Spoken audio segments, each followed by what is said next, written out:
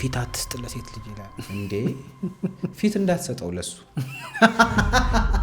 እኔ ኢትዮጵያ ውስጥ የውትድርና ኮርስ መሰጠት ተጀምሯል ተባለ ከትዳር በፊት ወንድ ልጅ ከሆነ ራሱን ለማቆም ነው መጣር ያለበት እንጂ ትዳር ላይ ይዘን ብሎ መውጣት አለበት ብያለሁ ጎብጣ ያሳደገች እናትን መተው ለኔ ወንድ አያስብልም ተቀጣሪ ወንድ ስራ ማትሰራን ሴት ማግባት አለበት ብዬ አላስብ ከባዱ ፓርት ብለህ የምታስበው ትዳር ላይ ምንድነው እንደ ወንድ ልጅ ለምንድን ነው የምታውቀው ዓለም ላይ ታላቅ ናቸው ተብለው ስማቸው የሚጠቀሱ ነገሮች በጠቅላላ የተገነቡት በወንዶች ነው ምን ያህል ሰራተኞች ምድር ላይ የመጨረሻው ደስታ ደግሞ የሚባለው የምታገባበት ቀን ነች ካለፈ በኋላ ልትናደድ ትችላለህ ባይዘው ወይ ማለት ነው ሴት ልጅ እንጋባ በቃ ምናምን ስትል ይሄን ኮንሲደር ማለት እንዴት ነው የምናስረዳቸው ለሴቶች ሰዎች ገንዘብ ላንተ እንዲሰጡ እነሱ የሚጠቅም የሆነ ነገር ይዘ መቅረብ መቻል አለብህ ካልሆነ ማንም ሰው አይሰጥህም ስኬት ምንጩ የእግዚአብሔር ኔቨር የሰይጣን ሆኖ አያውቅም እስኪ ገንዘብ ስጠኝ አሁን እናግባን ጥያቄ ብዙ ወንድ የሚሸሸው የምር ማግባት ስለሚጠላ ነው አብሮት የሚሆን ሰው አጥቶ ነው ማለት ሳይፈልግ ቀርቶ ነው ብለህ ታስባለህ አይመስለኝም ያው ማግባት ብቻ አይደለም የሚፈጠርበት ፋይናንሻሊ ትፈተናለህ ሜንታሊ ትፈተናለህ ያው እንደ ወንድ ልጅ ሴት ልጅ በርግዝናው በኑሮ ትፈተናለች ወንድ ደግሞ ያው እናግባ የምትለው ጥያቄ ጋር ሲመጣ ኦብቪየስሊ መጀመሪያው ጥያቄ ፋይናንሻሊ ሬዲ ነኝ አይደለሁም የሚል ነው አረ ከባድ ነው እውነት ለመናገር ከባድ ነው ስለ ደስ ብሎ የምታረገው ነገር ነው እውነት ለመናገር ያው ምንድነው የሚባለው ፍሪደም ፕሪዝን ይሉታል በነፃነት የምታረገው በነፃነት ትታሰርበታለህ ፈልገህ ነው ግን ወደ ፈቅደ ነው የምታረገው አንዳንዴ ወደና ፈቅደ በምታደርገው ነገር ውስጥ ወይ ሚስት ወይም ባል ደግሞ ያው በመሃል አንተን የሚያበሳጭም በለው ወይንም ካንተ ኢንቴንሽን ጋር የማይሄዱ ነገሮችን ሲያደርግ ምን ሆኜ ነው ወደሚል ግን ቆይ እቺን ስለ ፋይናንስ አንዱ በደንብ ማውራት ፈልጋለሁ ምክንያቱም በጣም ብዙ ወንዶችን አድሬስ የምናረግ ስለሚመስለኝ ማለት ነው ኦኬ አሁን these days like አንድ ኖርማል ስራ ያለው ሰው አቨሬጅ ስራ ያለው ሰው አይደል ወይም በኢትዮጵያ ኮንቴክስት ወይ ጥሩ ስራ ያለው የምትለው ሰው አለ አይደል ዶክተር ሊሆን ይችላል ኢንጂነር ሊሆን ይችላል 20-30 ሺህ ብር የሚያገኝ ሰው ጥሩ ገቢ ነው ብዬ ነው ማስበው አይደለም ኮምፔር ኢትዮጵያ ውስጥ አይደል ማለት ካለው ኢትዮጵያ ኢኮኖሚ አንፃር ጥሩ ደሞዝተኞች ከሚባሉት ውስጥ 30 ሺህ ነው እንደዚህ አይነት ሰው ለማግባት ሲያስብ እንዴት ነው የሚያደርገው ምክንያቱም አሁን ወርቅ በጣም ኤክስፔንሲቭ ነው በኪራይ እንግዲህ ያወራን ነበር ቀድመን ማለት በኪራይ ውስጥ ከደሞዙ ላይ በቃ ይችላል ትራንስፖርት አለ በጣም ብዙ ኮስት ነው ያለው ከዛ ደግሞ የሆነች ፕሮግራም ፎቶሹት ታውቀዋለህ መቼም ፎቶሹት እንኳን ያለው ነው ወጪ ሶ አሁን አንዳንዴ ወንድ ሴት ልጅ እንጋባ በቃ ምናምን ስትል ይሄን ኮንሲደር ማለት እንዴት ነው የምናስረዳቸው ለሴቶችስ የምር እንዴት ታስበዋለህ ምክንያቱም ብዙ ወንድ እዚህ ላይ ስትራግል ያደረገ ይመስለኛል የቤት ዕቃ ማሟላት የሽምግልና መላክ እዚህ ጋር ቀለበት እዚህ ጋር የሆነ ፎቶሹት የሆነች እንደው ሰርግ እንኳን ባይኖርህ ማለት ነው ቤዚክ ነገር ላድርግ ብትል ትንሽ ታፍ ነውና እኔ ፊል ስላረኩት ነው ትክክል ነው በጣም አሪፍ ጥያቄ ነው የጠየቀኝ ከበድ ያለ አሪፍ ሆኖ ግን ከበድ ያለ ምንድነው ያው ሴቶቹ ሳያስቡትም ብለህ ታስባለህ እኔ የማስበው ሴቶችም ያስቡታል ብዬ ነው የማስበው ምክንያቱም ኖርማሊ አሁን ወንድ ልጅ 30 ሺህ 40 ሺህ ከዛም በታች ከዛም በላይ የሚከፈለው ሰው ትዳርን የሚጀምርበት ስታንዳርድ አለ ትዳርን የምትጀምርበት ያው ትዳር ከባዶም ሊጀምር ይችላል ምንም እንዲህ የምናስቀምጠው ህግ የለንም የማወቅና ያለማወቅ ጉዳይ ነው እንጂ የማወቅና ያለማወቅ ጉዳይ ነው ማለት ምን ማለት ነው ለምሳሌ አንተ ስራ ስትጀምር በሳምሰንግ ስልክ ጀምረ ሊሆን ይችላል አሁን ከረንትሊ ደግሞ በጥሩ ካሜራ ትቀርጻለህ ድጋሚ ጀምር ብትባል ኦኬ ከዛ ነው መጀመሪያው ማወቅህ ትንሽ ተጽዕኖ ሊያሳድርብህ ይችላል አሁን ሴቶችም ላይ ወንዶችም ላይ ማወቅ ትንሽዬ ተጽዕኖ ያሳድራል ብዬ እኔ ያስባለሁ አለማወቅ ተጽዕኖ አያሳድርም አንዳንዴ ማወቅ ማለት ምን ማለት ነው ያው የጎረቤትን ትዳር ታያለህ እህት ታገባለች ጥሩ ኑሮም ልትኖር ትችላለች ወንዱም ልክ እንደዛው ነው ጓደኛው ያገባል ጓደኛውም ጥሩ ኑሮ ሊኖር ይችላል ብቻ እንደዚሁ ኤክስፕሎሩ አለ ሶሻል ሚዲያ አለ በደንብ ነው የሚኖርና ትዳርን ልጀምረው ስትል እንዴት ሆኖ ነው አንተ ካየኸው ነገር በታች ልትጀምረው የምትችለው እሱ ነው ጭንቀቱ። ይሄ በጣም ነው እንጂ ሌላ ምን ጭንቀት አለ? ደሞዝ አሪፍ ሆኖ ሳለ ነገር ግን ማይንድህ ኤክስፕሎር ያደረገበት መንገዶች ብዙ ስለሆኑ አይመጣም። ከየትኛው ልትጀምር ትችላለህ? እንደኔ ቢሆን መልካም ነው ብዬ የማስበው ያው ወንድ ልጅ በጣም ጫና ይበዛል ኢንጀነራል ስፔሻሊ ከእንደዚህ አይነት ነገሮች ጋር በተያያዘ በጣም ጫና ይበዛል። በጣም ጫና በዝቶበትም ፋይናሊ የሚፈልገውን ነገር ወይንም ትዳሩ የሚያስፈልገውን ነገር አቺቭ ካደረገ በኋላ ደግሞ ስቲል ነፃነትም ላያገኝ ይችላል። ጫናም በዝቶበት ነፃነትም ሊነፈግ ይችላል። ኦብቪየስሊ ተቀጣሪ ወንድ አንደና መጣቂ እንዴት ነሽ? እግዚአብሔር ይመስገን። እንዴት ነህ? ያምራል። ቢሮአችን በጣም ቆንጆ ነው። ያው በቅርቡ ላገባ አስቤያለሁ። ሶ መጀመሪያ ቴምር የመጣሁት ያላችሁን ኢንፎርሜሽን ማወቅ ፈልጌ ነው። ለአዲስ ሙሽራ ስፔሻሊ ለአንተ አይነት ሰዎች ደግሞ በጣም ቆንጆ ሰዓት ላይ ነው የመጣኸው። ቆንጆ ዲስካውንት አለ። በመጀመሪያ ቴምር ማን ነው? ከ10 ዓመት በላይ ኮንስትራክሽን ዘርፍ ላይ የነበረ ከ7 በላይ ፕሮጀክቶችን ዴሊቨር አድርገናል በእነዚህ ዓመታት ውስጥ። አሁን ደግሞ አክቲቭሊ እየሸጥናቸው ያሉ ፕሮጀክቶች አሉ። ፒያሳ ላይ፣ ተክለ ሃይማኖት፣ አያት እና ጋርመንት ላይ ከባለ 1 መኝታ ጀምሮ እስከ ባለ 3 መኝታ ድረስ የካሬ አማራጮች አሉ። አሁን በአዲስ ዓመት ደግሞ ከ20 እስከ 35% ቅናሽ አድርገናል። ለእኔ የሚሆነው የትኛው ሞር የተሻለ? ፒያሳ ላይ ከ5.3 ሙሉ ክፍያ ጀምሮ ኦልሞስት ከ500 ሺህ ብር ቅድመ ክፍያ ጀምሮ ባለ 1 ቤድሩም አፓርትመንት ቤቶች አሉ። ፍላጎታቸው ደግሞ የንግድ ሱቅ ለሆነ ደንበኞቻችን እዛው ፒያሳ ላይ ከ900 ሺህ ብር ቅድመ ክፍያ ጀምሮ የንግድ ሱቆችም አሉ። በኢትዮጵያ ብር ነው የምንገበያየው። ምንም አይነት የዋጋ ጭማሪ አይኖርም ማለት ነው። ውጭ ለሚኖሩ ሰዎች ያዘጋጃችሁት ነገር አለ? ውጭ ለሚኖሩ ሰዎች በደንብ ዲስካውንት ይኖረናል። ሶ አይ ቲንክ ከሷ ጋር መተን ዲቴል በደስታ ደስ ይለኛል። በጣም አመሰግናለሁ። እንመጣለን።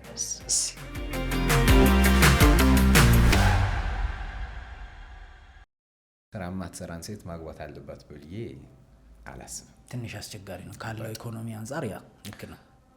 ከኢኮኖሚ አንጻር ብቻ አይደለም። ወይ ስራ መስራት አለባት ወይ ደግሞ ለስራ ጥሩ አመለካከት መኖር መቻል አለበት። አንዳንዱ ጋር የሆነ ፋንሲ ነገር ወይ ኢንቲሜሲ የምትለው ነገር አለ። በቃ አይ እኔ የምፈልገው ምንድነው? አውርተናል እኮ ሰዎች ፍቅር ሲጀምሩ ከብዙ ነገር ይጀምራሉ። ከመጽሐፍ በለው ከፊልም በለው ከብዙ ነገሮች ይጀምራሉና ያየችውን ያነበበችውን ላይፍ ነው የምትፈልገው። እሱ ከሌለ እሱ ፍቅር የለም ትርጉሙን ያጣል። ያ ኮንሰፕት ይመጣል። ያ ከመሆኑ በፊት ግን ቢያንስ ወይ ስራ መስራት አለባት ወይ ስራ የምትወድ መሆን መቻል አለባት። ከዛ ያው የጎደለውን እያመዛዘንክ ባላንስ ለማድረግ እየሞከርክ ትሄዳለህ። ፕላስ ከምታውቀው ላለመጀመር መሞከር ነው። ከረንትሊ ስራ ሲሆን እኔ ችግር የለብኝም ከታች ጀምር። ትዳር ግን ሲሆን እንዴት ነው? በቃ ታንቃህ አይደለም የምትጀምረው። ማለት ግዴታ ወይኔ ብለህ አይደለም የምትጀምረው። ከየትኛው መጀመር ትችላለህ? በጣም የራሱ ፕሪፓሬሽን ይፈልጋል፣ ምንም ጥያቄ የለውም። ስራ ግን ሲሆን ፕሪፓሬሽን አይልህ ምንም አይልም። በቃ መቆም መቻል አለብህ። አማራጭ የለህም። ሞተህም ተፈልጠህም ቆመህም ሜክ ማድረግ መቻል አለብህ። ስራው በእግሩ እንዲቆም ማድረግ መቻል አለብህ። አየህ አንተና ስራው አንድ ናችሁ። ትዳር ግን ባል ምንድነው? ኢን ባይብል ባልና ሚስት አንድ ናቸው ይባላል። ያው ወደ ሪያሊቲው ደግሞ ስንመጣ ባልም ሌላ ሰው ነው፣ ሴትም ሌላ ሰው ነች። ሀሳባቸው ነው አንድ የሚያደርጋቸው የሚለው። በመንፈስ አንድ ሊሆኑ ይችላሉ። ስፒሪቹዋሊ ማለት ያው መንፈስ ነው፣ ሀሳብ ነው። ሰው በዛ መንገድ አንድ ሊሆኑ ይችላሉ እና አንድ የማይሆኑበት ሲቹዌሽን ሊፈጠር ይችላል። ስራና አንተ አንድ ናችሁ። አንተ ኢንቨስት ወዳረከው ስራው ፍሎ ያደርጋል። በትዳር ደግሞ አንተ ኢንቨስት ወዳረከው ነገር ፍሎ ላያደርግ ይችላል። ለምን? ሌላ የሚያስብ አካል ስለሚኖር ማለት ነው። እና ማንኛውም ሰው ደሞዝተኛም ከሆነ ትዳርን መጀመር አለበት ብዬ የማስበው እንደ እንትን አየው። ከትዳር በፊት ወንድ ልጅ ከሆነ ራሱን ለማቀው ነው መጣር ያለበት እንጂ ትዳር ላይ ዘል ብሎ መውጣት አለበት ብዬ አላስብም። ዘል ብሎ ስል ያው እየተሳደበ ነው እንዳትሉኝ፣ እየተሳደብኩ አይደለም። ያው ይቅርታም ለአማርኛ ግን መጀመሪያ ራሱ ማቆም መቻል አለበት።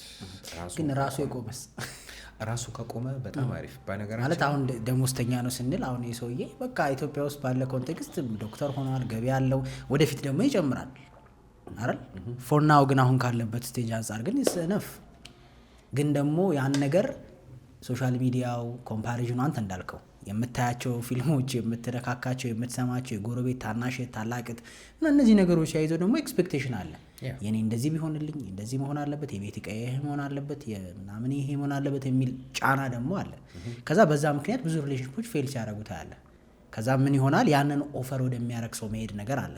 ያን ኦፈር የሚያደርግ ደግሞ ስትሄድ አታውቀውም ያን ሰውዬ። ከዛ በአጭር ጊዜ ውስጥ ደግሞ ዲቮርስ፣ እንግዲህ ትናንት እያልኩህ ነበረ፣ ዲቮርስ ሬት ኢትዮጵያ ውስጥ በጣም በዘግናኝ ሁኔታ ነው የጨመረው።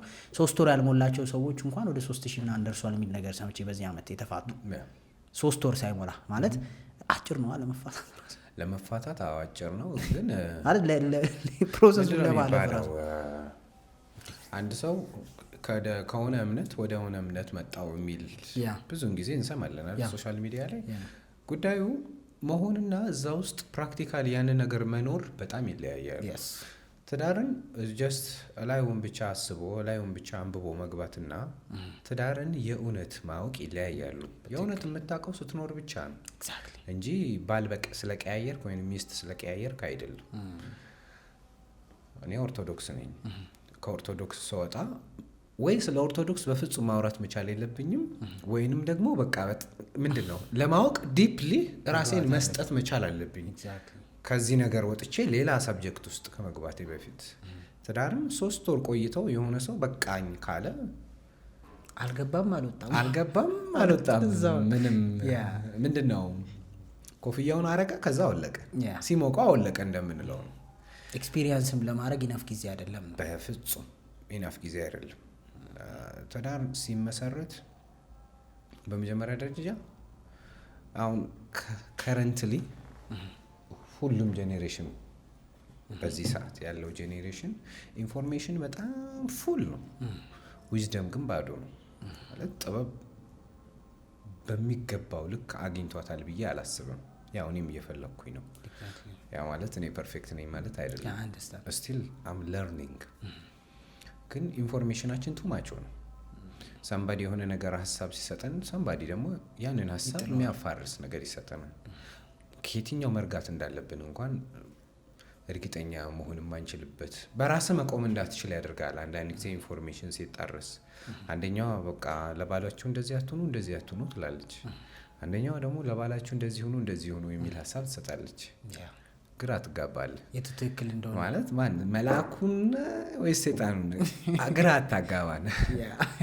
ምንድነው ፋይናሊ የራስህ ደግሞ አለ። እኔ ብዙውን ጊዜ የማደርገው በስራዬም ይሁን በሌላም ነገር ኢንፎርሜሽን በደንብ ነው የምሰበሰበው። ኢንፎርሜሽን ከሰበሰብኩ በኋላ ደግሞ እኔስ ምን እላለሁ፣ አንተስ ምን ትላለህ እንጂ እከሌ ስላለ እከሌ ትልቅ ነው እከሌ በጣም የአካዳሚካል ኖሌጁ ሃይ ነው ጉድ ፎር ሂም ነው እንጂ ለእኔ አይደለም። ፋይናሊ ግን እሱ ያለው ነገር ከእኔ ጋር ይገናኛል ወይ እኔስ ምን እላለሁ የሚለውን ነገር በደንብ ነው እንትን ብለው። በ3 ወር ውስጥ የሆነ ሰው ከተፋታ የሆነ ሰው የማየው ነገር ውስጥ ከገባ እንዳልከው ነው፣ ያው አልገባምም አልወጣምም ነው ምንለው። ፕላስ ግን በቂ ኢንፎርሜሽን ሊኖረው ይችላል፣ ጥበቡ ግን የለውም። ጥበብ የሚኖርህ በመቆየት ውስጥ ነው። ጥበብ የሚኖርህ ታግለ የሆንን ነገር ስታሸንፍ ነው።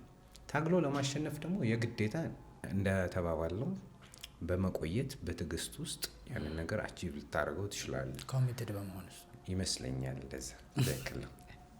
ያ ትዳር እንዴት ነው ግን አንተ? ትዳር አለን እኮ አንተ ራስህ ባለ ትዳር ነህ።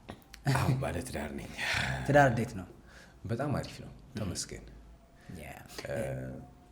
ያው ለትዳር ምንድነው አሪፍ ነው ብሎ ሰዎች ሲያወሩ ነገ ከነገ ወዲያ እኮ እንዲሆነው እንዲህ ልናየው ነው የሚል እውነት ነው። ያ በዛ ደረጃ እንዲፈራ ሆኗል። አሁን ፖዚቲቭ ነገር ማውራት ራሱ መፍራት ጀምረናል። ምክንያቱም በነገራችን ላይ አም ሶሪ አሁን እኔ በቃ ምናምን ብል የማይሆን ነገር ስለ ትዳር ባወራ በጣም ነው የሚያዳምጡኝ። ኦፍ ኮርስ ለምን የተለመደው እሱ ስለሆነ። አሪፍ ነው ተመስገን። አሪፍ ነው ማለት ችግር የለውም ማለት አይደለም። ጥሩ ነው ማለት እንከን የለውም ማለት አይደለም። በቃ ብቻዬንም በሆን እንከን ይኖርብኛል፣ ብቻዬንም በሆን ችግር ይኖርብኛል። አሁን ግን ትዳር ተቋሙ የፈጣሪ ነው። በፈጣሪ ተቋም ውስጥ ነው ያለሁት፣ ተመስገን። በፈጣሪ ተቋም ውስጥ ነኝ ማለት አልፈተንም ማለት አይደለም። ከገነትም የወጡ ተፈትነው ነው። which means በዛን ያክል ደረጃ ምቾት ውስጥ ሆኖ ተፈትነው ወደ ማን ነው ከወደቁ፣ እኛ ስቲል ደግሞ ያው ከሰው ጋር ነው የምንኖረው፣ ከብዙ ሀሳቦች ጋር ከብዙ ጭንቅላቶች ጋር ነው የምንኖረው። ለምን አንፈተንም? ለምን አንወድቅም? ጉዳዩ ወድቅን እንቀራለን ወይስ ከውድቀታችን ተምረን እንነሳለን ነው። ለእኔ ትዳርን ኤክስፕሌን የማደርገው የምገልጸው በዚህ ነው። ተመስገን፣ በጣም አሪፍ ነው፣ ቆንጆ ነው። ምን ያህል ጊዜ ነው ካገባ? ለዛ ነው አሁን ዲፕሊ ላለማውራት አሁን ካገባኝ 4 ዓመት ሆኖኛል። ናይስ፣ አሪፍ ነው እኮ። ያው በእርግጥ በድፍረት ለትዳር ሁሉም ነገር ኤክስፕሌን ለማድረግ 4 ዓመት ትንሽ ነው ይላሉ ብዙ ሰዎች። እኔ አላገባም ይላል፣ ትንሽ ነው ገና ይቀረዋል ይላሉ። ዲያቆኒ ነው ካይሌ መሰለኝ 10 ዓመት ሳይሞላ እኮ ስለ ትዳር ማውራት ትንሽ አስቸጋሪ ነው። ትክክል ነው በእውነት በጣም ሲል ትክክል። ሰማው። እኔም አሁን ቆጠብ ለማለት የሞከርኩት በምታውቃት ልክ የሚጠቅምን ሼር ማድረግ ያው ወሳኝ ስለሆነ እንደዛ ከሆነ እሺ አትቀየሙኝ። የልጆችም አባት ነህ፣ የሁለት ልጆች አባትነት እንዴት ነው ሁለታችንን ሊያመሳስለን የሚችለው? እሱ ስለሆነ ሞር እንደ ወንድ አባትነት በጣም ደስ የሚል ነገር ነው።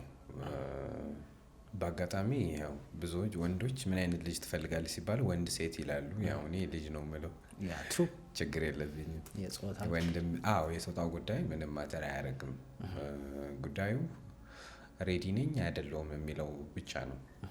አባት ለመሆን ያው ሬዲ ነኝ፣ ሬዲ በመሆን ውስጥ ችግር የለውም ስቲል ማለት አይደለም። ይኖረዋል፣ ችግር ይኖረዋል። ይረዱኛል ወንዶች በደንብ እና sometimes ለልጅ መስጠት ያለብን ምንድነው ጊዜም ኢሞሽናል ሰፖርትም ላትሰጠው ትችላለህ። ሬዲ ስላልሆንክ አይደለም እሱ የምታደርገው። ኢን ላይፍ መመለስ ያለብን ሌሎች ጥያቄዎች ብዙ ናቸው። ንጉስ አይደለም፣ ንጉስ ነው ተሰርቶን በለው ብዙ ነገሮች የሚመጡለት። እኛ ንጉስ ለመሆን ምንጥር ሰዎች ነን። ያ ማለት በሂደት ውስጥ የምንፈተንባቸው ነገሮች ይበዛሉ ማለት ነው። እና አባት ስትሆን ያው ፉሊ ለልጅህ ጊዜ እንሰጣለህ፣ ብዙ ነገሮችን ልታደርግለት ትችላለህ። አንዳንዴ ሳይነሱ ከእንቅልፋቸው ብዙ ጊዜ የምወጣበት አጋጣሚ አለ። አንዳንዴም ተኝተው እኔም ገባበት ጊዜያቶች ይፈጠራሉ። ያ ለልጁ ጊዜ አልሰጠም ልባል አልችልም። ፋይናሊም ከቤቴ የምወጣው ለቤተሰቡ ነው፣ ለልጄም ጭምር ስለሆነ ማለት ነው። እና ያው እፈተናለሁ። መንገዱ ብዙ ነው ልልህ የፈለግኩት በዚህ ወይ ነው። ብቻ ግን ደስ ይላል በደንብ። እኛ በተለይ 90ሶች ምናምን ኢትዮጵያ ውስጥ በተለይ ላይ ቅድም እያወራን ስለነበሩ ወደኋላ በጣም ብዙ ሮል ሞዴል አለን ብዬ አላስብም። ላይፍ ላይ በብዙ መንገድ በቢዝነስ ብታየው፣ በትዳር በሪሌሽንሺፕ ብታየው አይደል? ምክንያቱም ኢቭን እንኳን ጥሩ ቤተሰብና እናትና አባት እንኳን ቢኖሩን እነሱ የተጫወቱበት ሜዳ ወይም እነሱ ያሳልፉበት ሜዳና እኛ የምናሳልፍበት ሜዳ ሰፊ ጋፕ አለው አይደለም? ሶሻል ሚዲያው፣ የሰዎች ፍላጎት፣ በየቀኑ የምታየው ነገር፣ ፊልሞቹ አይደል የምናያቸው ነገር፣ ኤክስፖዝ የሆንባቸው ነገሮች በጠቅላላ ፈተና ናቸው እያንዳንዱ። አባት መሆንም አባትነትን በደንብ ሳትማረው አባት መሆንም በጣም ከባድ ነው። ለዚህ ነው ከኔጌቲቭ ነው የምንጀምረው። ከኔጌቲቭ ዜሮ ለመምጣት ራሱን ችሎ ሸክም አለው። እድለኛ ነበር ካንተ በብዙ ነገር። ስፔሻሊ ደግሞ አባት በመሆን ውስጥ ያው ምንድነው እኛ ቤት ውስጥ 12 ነው በነገራችን ላይ እናትና አባቴን ጨምሮ ብዙ ናቸው። ከአንድ አባት ነው እናት። ዋው አሜዚንግ። ምንድነው እኔ መጨረሻው ልጅ ነኝ። ብዙውን ጊዜ የኛ ቤት ምንድነው ጄኔሬሽናችን ከላይ እስከታች ድረስ በደንብ በስራ እንታወቃለን። በስራ በሃይማኖት በደንብ ነው የምንታወቀው። ያው እኛ ደርሰን ለማበላሸት ታገልን እንጂ ያው ፋይናሊም በሚችለው መልኩ ያው ወደ መስመሩ ለመምጣት እንሞክራለን። ከላይ እስከታች ስራ ችግር የለም፣ በደንብ ነው የሚሰሩት። በስራ ይታወቃል፣ በሃይማኖትም በደንብ ይታወቃል።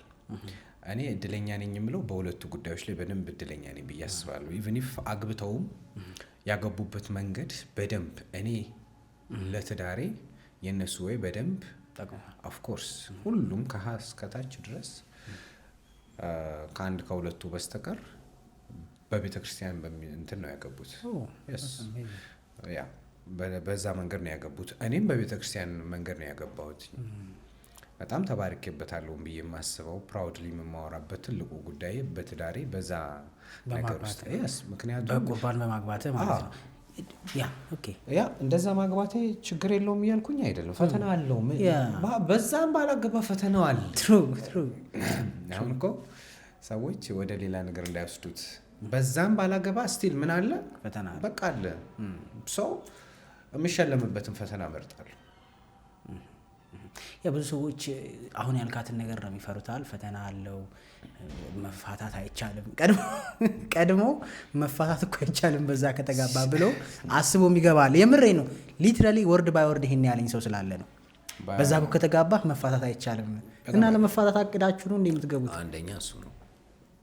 ለመፋታት አቅደ ነው ወይ የምትገባው የሚለውን ጥያቄ ስጠይቀው ወይ በቂ ምክንያት መልስ መመለስ አለበት ወይ ደግሞ አም ሶሪ ብሎ መውጣት አለበት። ወደ ትክክለኛው ሀሳብ መምጣት መቻል አለበት። መቼስ ስራ ስትጀምር ፌል ያደርግል ብለህ ነው እንደምትጀምረው?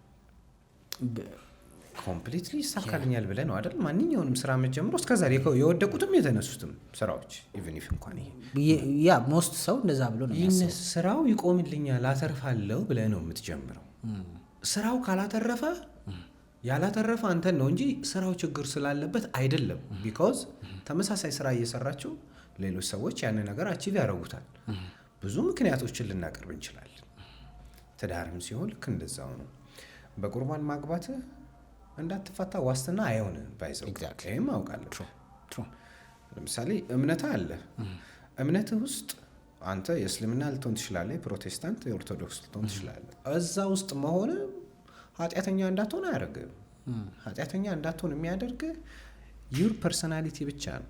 ማንነት የተገነባበት ለኃጢአት ያለ አመለካከት ነው እንጂ እዛ ውስጥ መሆን ዋስትና አይደለም። ገነት ትገባለህ ማለት አይደለም። ስራ ይፈልጋል የሚሉንም የሚያስተምሩንም እውነታውም ያ ስለሆነ ማለት ነው። ትዳርም ላይም ሲሆን ያው በቁርባን ማግኘትህ በቁርባን ማግባትህ እንዳትፋታ ወይንም ትዳር በጣም አሪፍ እንዲሆን ዋስትና አይሆነውም። ካንተ የሚጠበቅ ስራ አለ። እሱን ስራ በሚገባ የቤት ስራውን ከተወጣኸው ኦብቪየስሊ ጥሩ የመሆን እድሉ እየበዛ ይሄዳል እና ፋይናሊ ደግሞ በዚህ ነገር የምታገኘው በረከት በሰማይም በምድር መልካም ነገር ስለሆነ በዛ መንገድ እንሄዳለን። ነገ ከነገ ወዲያ እኔ የማየውን ቦታ ላይ እኮ ሰው ሊያይ ይችላል። የማየውን ማለቴ ይሄ በጣም ራሴን ዝቅ የሚያደርግ ቦታ ማለቴ አይደለም። እንዴት ይሄ ልጅ ሊልህ ይችላል? አሁን ስቲል ሂውማን ቢንግ እፈተናለሁ፣ እወድቃለሁ፣ እነሳለሁ። ለዛ ነው እንደተባለው ነው የእስራ ሳናት ላይ ላጲስ የተሰራው ለማይሳሳቱ ሰዎች ሳይሆን ስህተታቸውን ለማረም ለሚመክሩ ሰዎች ነው ላጲሱ የተሰራችው። ካልጻፍክ ስህተት አትሰራም፣ ከጻፍክ ደግሞ ትሰራለህ። ዳትሴት ቁርባንም የመጣው በትዳር እንዳይፋቱ ለሚፈልጉ ሰዎች አይደሉም። በትዳር ውስጥ ውድቀታቸው ከፍ ብሎ በትዳር ውስጥ ችግራቸው ከፍ ብሎ ለመውጣት ሲያስቡ ቁርባኑን አስበው እንዲያጠፉበት ነው። ልክ ኦፍ ኮርስ የተፈተንኩባቸው ሞመንቶች ላይ ቁርባኑን አስባለሁ፣ የመጣሁባቸውን መንገዶች አስባለሁ። ልክ እንደ ላጲስ ነው ቁርባን ማለት። ከፍ ያለውም በተክሊልም ሲሆን ያው ጸጋ ከፍ እያለ ይሄዳል እና እንዳልከው ነው። ስህተትን እንዳትሰራ አይደለም የሚያደርግ የሰራኸውን ስህተት ሌላ ስህተት እንዳይሰራብህ እንደ ሪማይንደር ነው የሚጠቅምህ፣ እንደ ሪማይንደር ነው የሚያገለግል፣ ያግዛል። የስ ሌላም ፖድካስት ላይ ብየዋለሁ። በምድር ላይ ሰዎች የመጨረሻ ሀዘናቸው ሰው ሲያጡ ነው። ከስረ በጣም ልታዘን ትችላለህ። እሱ ግን የመጨረሻው ሀዘን አለ። የመጨረሻው ሀዘን ወይ እናትህ ወይ አባትህ ወይ የምትወደው የኔ የምትለው ሰው ካንተ ሲለይ ያውም ላይመለስ ካንተ ሲለይ የመጨረሻ የምድር ሀዘን ነው። የምድር ላይ የመጨረሻው ደስታ ደግሞ የሚባለው የምታገባበት ቀን ነች። ካለፈ በኋላ ልትናደድ ትችላለህ። ባይዘው ወይ ማለት ነው። አልገባኝ። እቺን አብራራልኝ። አብራራለሁ። ካለፈ በኋላ ልትናደድ ካለፈ በኋላ ወይኔ የሚሉ ሰዎች ይኖራሉ። የትዳር ሲባል በምታወጣው ብር በምን አይደለም። በነገራችን ላይ በቃ የማግባት ቀን ስፔሻል ቀን ነው ኮሚኒቲያችን ውስጥ። ሰው ስፔሻል ቀናችን ላይ ማንን ኢንቫይት እናደርጋለን?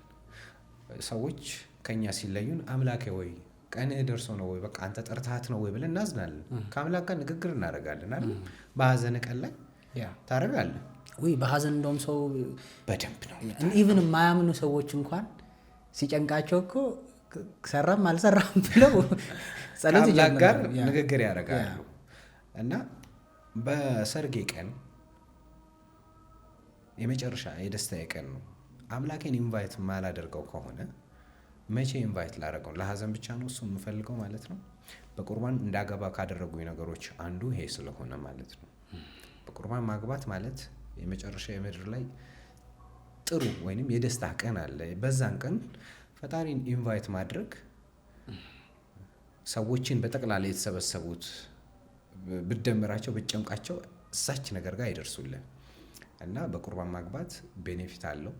ቤኔፊቱ ጥሩ የሆኑ ነገሮችን እንድታደርግ፣ እንድታስብ፣ መስመር እንድትጠብቅ ያደርገዋል። እንዳልኩ ነው ስህተት ያ ማለት ስህተት አትሰራም ወይንም ችግር አይፈጠርበትም እያልኩኝ አይደለም። ነገር ግን ችግር ውስጥ ሆነ ከችግሩ ለመላቀቅ የማይሆኑ ውሳኔ ውስጥ እንዳትወስን ስለሚያግዝህም ጭምር ነው ማለት ነው።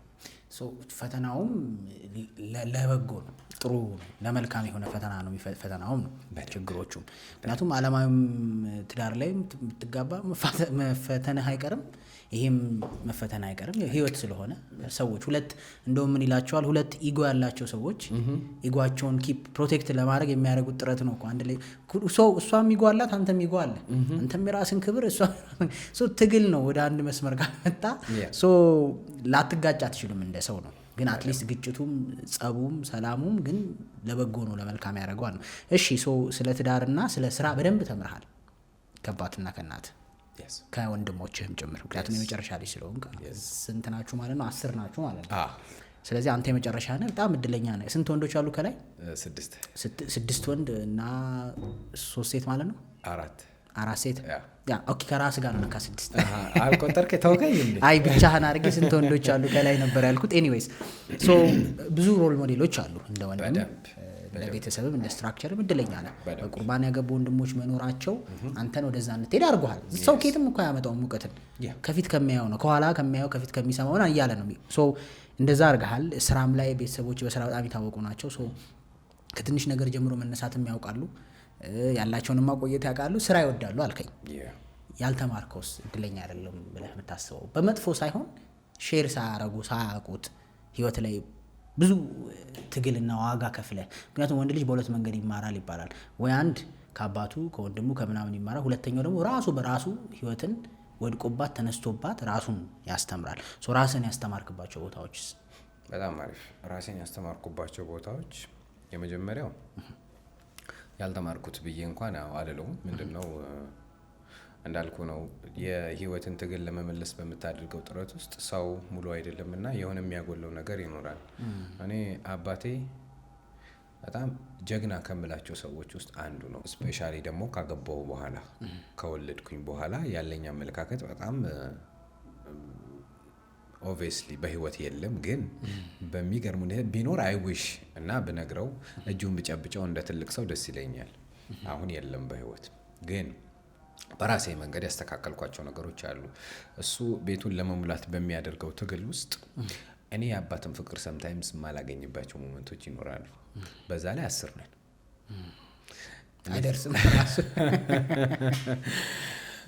10 ነን እና ፈተናዎች አሉት።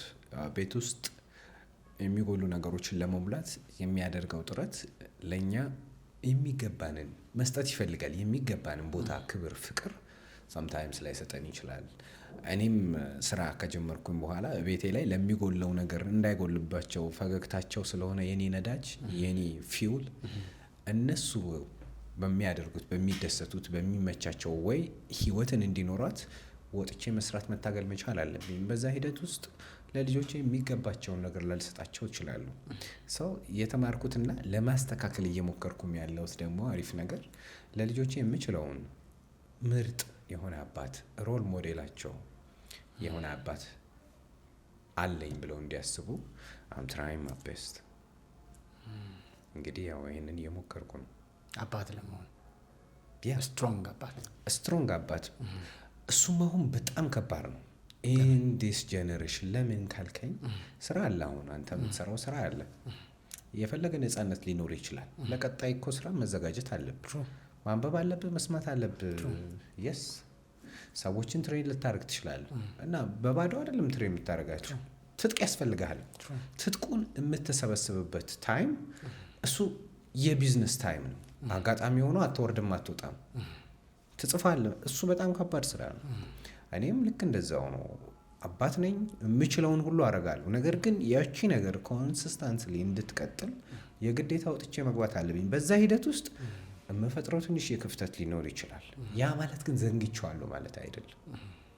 ስቲል ተመልሼ መጥቼ ግንባራቸውን ስሜ አቅፌ ሀግ አድርጊያቸው እንዴት ውሏቸው እንደነበረ በሚዘባርቅ መላሳቸው ጠይቃቸዋለሁ፣ ስማለሁ። ባለቤቴ ይህንም ስለምታደርግ ከሷ ኮፒ አደርጋለሁ። እሺ የምትጠይቃቸውን ጥያቄ መልሼ ጠይቃለሁ። ካሳለፍኩ የመጨረሻ ጥያቄ ነው። እሺ እኔ አሁን አላገባውም፣ ላገባ እያሰብኩ ስለሆነ ስለ ትዳር ብዙ ዲቴልም አልገባውም። ለዛ ነው ጀነራል ነገር ካልሆነ በስተቀር ብዙ አስተያየት አልሰጥም። ስላልኖርኩት ያልኖርኩትን ነገር ማውራት ስለሚከብደኝ። ከባዱ ፓርት ብለህ የምታስበው ትዳር ላይ ምንድን ነው? እንደ ወንድ ልጅ ምን መማር አለብኝ ብለህ ታስባለህ? እኔ ከባድ ፓርት እና ይህንን ነገር ካላለፍከው ዋጋ ያስከፍልሃል። ይህንን ነገር ካልቆምክ ዋጋ ያስከፍልሃል። እንደዚህ ካላረክ አንተ ከኖርካት ነው የምንለው። ሌሎቹን ኤክስፒሪየንስ አይደለም አንተ በምታውቃት በራስህ በኖርካት የትዳር እድሜ በገባህ ልክ ምንድን ነው ብለህ የምትመክረን? ነው እዚህ 3 ወንዶች አሉ። እቺን ነገር ብትዘጋጁ፣ እቺን ነገር ብታውቁ፣ እዚች ነገር ላይ ሬዲ ብትሆኑ ያግዛችኋል የምትለን ነገር ይገርመኛል። በቃ በሄድኩበት ፖድካስቶች ቀለል አድርገው የሆነ ኳሷን ከብለል አድርገህ ጠንከር ያለ ምት ነው የምትመጣት። በጣም አሪፍ። እኔ የማወራው አሁን ከእኔ ኤክስፒሪየንስ ነው። ፕላስ ደግሞ ኢንጀነራል ሁላችንንም ሊነካ ይችላል ብዬ ከማስባቸው ቶፒኮች መሀል ነው። ፋይናንሻሊ ወንድ ልጅ ኢንዲፔንደንት መሆን አለበት ቤቱን ምናምን አልልም። ምክንያቱም አሁን ያለንበት ሲቹዌሽን ያንን ምቹ ሁኔታ ስለማይፈጥርልን የግዴታ ሴቷም መተጋገዝ አለብን። በፊት ቢሆን አንተ ነህ ሁሉ ነገር ምናምን ልልህ እችላለሁ። ባይዘዌ በገንዘብ ባታግዝም ስራ ወጣ በመስራቷ ብቻ የሷ ማይንድ ካንተ ጋር እኩል ፍሎው እንዲያደርግ ያደርግልሃል። በዚህ ሂደት ውስጥም ስራን ብቻ እንድታስብ ሊያደርግ ይችላል። ስራ ማትሰራ ግን ከሆነ እሷ ስራ አልሰራችም ማለት አውቶማቲካሊ ያው የሰይጣን መጫወቻ ነው። ስራ የማይሰራ አይምሮ ያው ኦብቪየስሊ ክፉ የማሰብ ቻንሱ መጫወቻ ይሆናል ይባላል። ስራ ግን የምትሰራ ከሆነ ስራ ስል ወታ በቃ ታግላ ታምጣ ማለት አይደለም። ወታ እንኳን ትግባ ያንተን ትግል ቫልዩ ታረጋዋል። የስ እና መሳሳት የሌለብህ ብዬ ነው የማስበው። ያው እንደ ጓደኛ እንደ ወንድም ስራ የምትወድ መሆን መቻል አለባት። ቅድም የገለጽኩት ነው። ስራ መስራት መቻል አለባት። በሁለተኛ ደረጃ ወንድ ልጅ ነህ። ስራ ቦታ ላይ በጣም ልትከበር ትችላለህ። ስራ ቦታ ላይ በጣም ከፍ ዝቅ የምታደርጋቸው የስራ ባልደረቦች ሊኖሩ ይችላሉ። ፋይናሊ ግን ቤት ውስጥ ስትገባ ቤቱ ያንተ ብቻ አይደለም፣ የልጅህም ነው የሚስትህም ነው። እዛ ቤት ውስጥ ጆሮ ከሌለ ጆሮ ገዝተህ መምጣት መቻል አለብህ። መስማት ግድ ይላል። ስራ ቦታ ውስጥ ወዬ ብለው ነው ሰዎች ዝቅ ከፍ ብለው የሚያወሩ። በቤት ውስጥ ግን እኩል ትመልስልሃለች። መብቷ ነው። አንቺ እኔ እኮ እዛ አከበራለሁ ምን አድርጊ ነው እዚህ የምትይኝ? ከኢጎ ጋር በጣም ግብ አያስፈልግም። እዛ አንበሳ ነህ፣ ቤት ውስጥ ትሁት ነህ፣ እርግብ ነህ። እርግብና አንበሳ የተቀላቀለበት ነው። አንዳንድ መስመር የማትሰጣቸው ነገሮች መኖር ቢኖርባቸው ማለት ነውና አለቅነቱ ውጪ ነው። ቤት ውስጥ ግን ስትመጣ ባል ነህ፣ ሊደር ነህ፣ መሪ ነህ። በፍጹም ጮኸ የምትናገረው ነገር መኖር የለበትም። በፍጹም ነገ ከነገ ወዲያ የምታፍርበትን አይነት ማንነት ማሳየት የለብህም። ምክንያቱም ሁላችንም ውስጥ የታሰረ አውሬ አለ። ሁላችንም የማንፈልገው ማንነት አለ አለ በደንብ ነው ያለው። ይሄ ማንነት አትፈልገውም። አስረኸው እኮ ነው፣ ጠፍቶ እኮ አይደለም፣ አስረኸው ነው። እሱም ማንነት በፍጹም ሰዎች ውጪ ሊሆን ይችላል፣ ልታወጣው ትችላለህ፣ እንደፈለክ ልትታገል ትችላለህ። እቤት ውስጥ ግን ስትመጣ በፍጹም እሱ ማንነት መፈታት የለበትም። ያዝ አድርገው ታዛዥም ለመሆን ነው መምጣት ያለብህ ቤት ውስጥ። ቴንክ ዩ በእውነት የምሬን ነው፣ ከልቤን የሰማው። ምክንያቱም ሪሊ ሄልፕፉል ከኖረው ሰው መስማት በጣም ሄልፕፉል ነው። በተለይ ትዳርን ስለ ስራ ያወራኸውን ነገር አባ ብለውኝ ነበረ። ሴት ልጅ ስራ መስራት አለበት አሉ። እንግዲህ ቆሞስ ናቸው፣ ትልቅ ሰው ናቸው። እና እንዴት አባ ለምን እኔ ከሰራው አይበቃም አልኳቸው። ለማወቅ ስል ሴት ልጅ ከሰራች የሰራኸው እንዴት እንደመጣ ቢያንስ ይገባታል። ብር እንኳን ባታመጣ ተሰርቶ የሚመጣ ገንዘብ እንዴት ተለፍቶ እንደሚመጣ ገብቷት በደንብ በአግባቡ የምትጠቀመው ትሆናለች። ስራ ግን ያለመደ ሰው ባህሪው ነው፣ ክፉ ሆኖ ሳይሆን ባህሪው ነው። ገንዘብ እንዴት እንደሚመጣ ስለማያውቅ ገንዘብን መጠቀም አያውቅም። እንደፈለገ የፈለገውን እንትና አማረኝ ይሆናል። እና መስራት መቻልና መስራት መውደድ ጥቅሙ ማኔጅ ለማድረግም ነው። ላይክ አንተ ያመጣኸውን የአንተ ገቢ እኮ ከበቂ በላይ ሊሆን ይችላል። እሷ ወጥታ መስራት ላይጠበቅባት ይችላል። ግን ሄዳ ግን ከሰራች አንተ የምታመጣውን በደንብ ማኔጅ የማድረግ አቅም ይኖራታል። አይምሯ ያለ አግባብ ቦታ ላይ አታባክነው ምናምን ብለው በደንብ ብዙ ነገር የነገሩኝ እና እሱን ኤግዛክትሊ ነው ያልከኝ ከህይወት የተማርከው። አባጋ ተመካክሬ ነው። ቴንክ ዩ። ግን እንደዛ አይደለም። ያው ሪያሊቲን ተንተርሰው ነው አባ የሚያወሩ። ትክክለኛ ነገር ነው የተናገሩት። ፕላስ በነገራችን ላይ ያው ላገባ ስለሆነ ስላልከኝ ያው እኔ መጠየቅ ያለብኝን አልጠየቅኩም። ላገባ ስለሆነ አልከኝ እንጂ ለምን ማግባት እንደፈለግ ያው ኦልሬዲ ኦን ደ ዌይ ስለሆንክ ጥያቄው ነሰሰሪ ነው ብዬ ስላላሰብኩኝ ነው ያልጠየቅከው እንጂ ሰዎች የሚያገቡበት እሱን መመለስ አለበት። ለምንድን ነው የምታገባው? ማለት ብቸኛ ስለሆንክ ወይም ደግሞ ወንድ የሆነው ባህሪ ወይንም የግንኙነት ስሜት አሸንፎ ነው ወይስ ምንድን ነው? ማስተርዊስ ይሄ ጥያቄ መመለስ መቻል አለበት። ሞስትሊ መንፈሳዊ ነው። ያ ማለት አንተ ስታገባ መልሰዋል ወይ ብትለኝ እንዳልኩ ነው። እኔ ሳገባ አልመለስኩትም። በሂደት ውስጥ ነው ያወቅኩት። በመኖር ውስጥ ስፔሻሊ ደግሞ ለመማር ሬዲ ስለነበርኩኝ የምችለውን ሁሉ የስ ማለት ኢግኖራንስ ቢኖርብኝም ኢግኖራንስ እንዲያሸንፈኝ ግን አለማወቅ ቢኖርብኝም አለማወቅ ግን እንዲያሸንፈኝ እድል አልሰጠሁትም። ለመማር ክፍት ስለነበርኩኝ ኦኬ ማግባት ግን ይፈለግ ባይዘው ሴት ልጅ ለምንድን ነው የምታገባው? ማለት ልጅ ለመውለድ ብዙ ነገር ልጠቅስ ትችላለህ። ልጅ ለመውለድ ከአንተ ውጭ ከሌላ ሰው መውለድ ትችላለች። ማለት ፋይናንሻሊ እንድታገዛት አይ ካንተ ውጪ እኮ እሷ ጥሩ ኑሮ መኖር የምትችልበትን የህይወት ስትራቴጂዎችም ላይፍም መኖር ትችላለች። ሰው ታዲያ ካንተ ማግባት የምትፈልገው ምን ለቫኬሽን ከማንኛውም ሰው ጋር ማድረግ ትችላለች። ቀላል ነው ለሷ እንደው በጣም ቀላል ነው። ቤት ውስጥ ትልልቅ ከባባድ እቃዎችን ቧንቧ ኤሌክትሪክ እንዲጠግንላት ካንተ ውጪ ሌላ ሰው ከፍላ ማስደረግ ትችላለች። ሰው what is the real reason behind ሰው ለማግባት? ወንድም ነህ አንተ ለምንድን ነው የምታገባው? ማለት ከአንድ ሴት ጋር ሴክስ ለማድረግ ለመተኛት ብቻ ከሌላ ሴት ጋር እኮ ማድረግ ትችላለህ። ኢዚ ነው these days። ልጅ ለመውለድ ከሌላ ሰው ጋር መውለድ ትችላለህ። ቤት ውስጥ ምግብ እንዲሰራልህ ጥሩ ምግቦችን ጥሩ ሽታዎች እንዲሸት ከሌላ ሰው ጋር ማድረግ ትችላለህ። አንድ ሰው ማግባት የሚፈልግበት ስፔሻሊ ደግሞ አንተ ሚስትህን የመረጥክበት ትልቁ ኪ ፖይንት የራስ እንዳለ ሆኖ ሁሉንም ግን የሚያስማማው ምንድነው? ፋሚሊ ቢውልድ ለማድረግ የምትለው ቃል ታስማማለች። ምክንያቱም እኔ የማገባው ፋሚሊ ቢውልድ ከሌላ ሰው ጋር ፋሚሊ ቢውልዲንግ ከፍለህ አታመጣውም። ፋሚሊ ቢውልዲንግን ይሄ ውጪ ካሉ ሰዎች ነው እስኪ አንዴ ብለህ የምታመጣው ወይም የምታደርገው ነገር አይደለም። ቤተሰብ የሚገነባው አንድን ሰውን በመምረጥ ውስጥ በመፈለግ ውስጥ ነው። ሰዎችን እንዴት ልምረጥ? የትዳር አጋሬንስ በየትኛው ወይ ነው ለኔ ትሆናለች የሚለውን ነገር እማቀው ካልከኝ አሁን የምንሰራው ስራ አለ። ሰዎችን ታሰለጥላለህ። ይሄን ፖድካስት ይኖራል። ኦን ዘ ፊውቸር የምትሰራቸው ኦፊሻሊ ያላደረካቸው ቢዝነሶች ይኖረዋል። ምንም ጥያቄ የለውም። ያንን ቢዝነስ እሷ አውቀው በዛ ቢዝነስ ውስጥ ልታግዝህ ሬዲ ከሆነች ሺ ኢዝ ዘ ራይት ፐርሰን። እዚህ ያሉ ስታፎችን ሌሎች የማናቃቸውንም የስራ ባልደረቦችን የቀጠርካቸው እኮ ላንተ የስራ ስትራቴጂ ላንተ የህይወት መስመር ምቹንም ብለው ፕሮፖዛል ስላቀረቡ ነው። ስለዚህ ዊዛውት ኤኒ ችግር ትቀጥራቸዋለህ ማለት ነው። ስታገባም የህይወት መስመር አለች። በዛ የህይወት መስመር ሚስትህ ልታግዝ ሬዲ ከሆነች ባል በህይወት መስመርሽ ሊያግዝሽ ሬዲ ከሆነ ያ the right person ነው።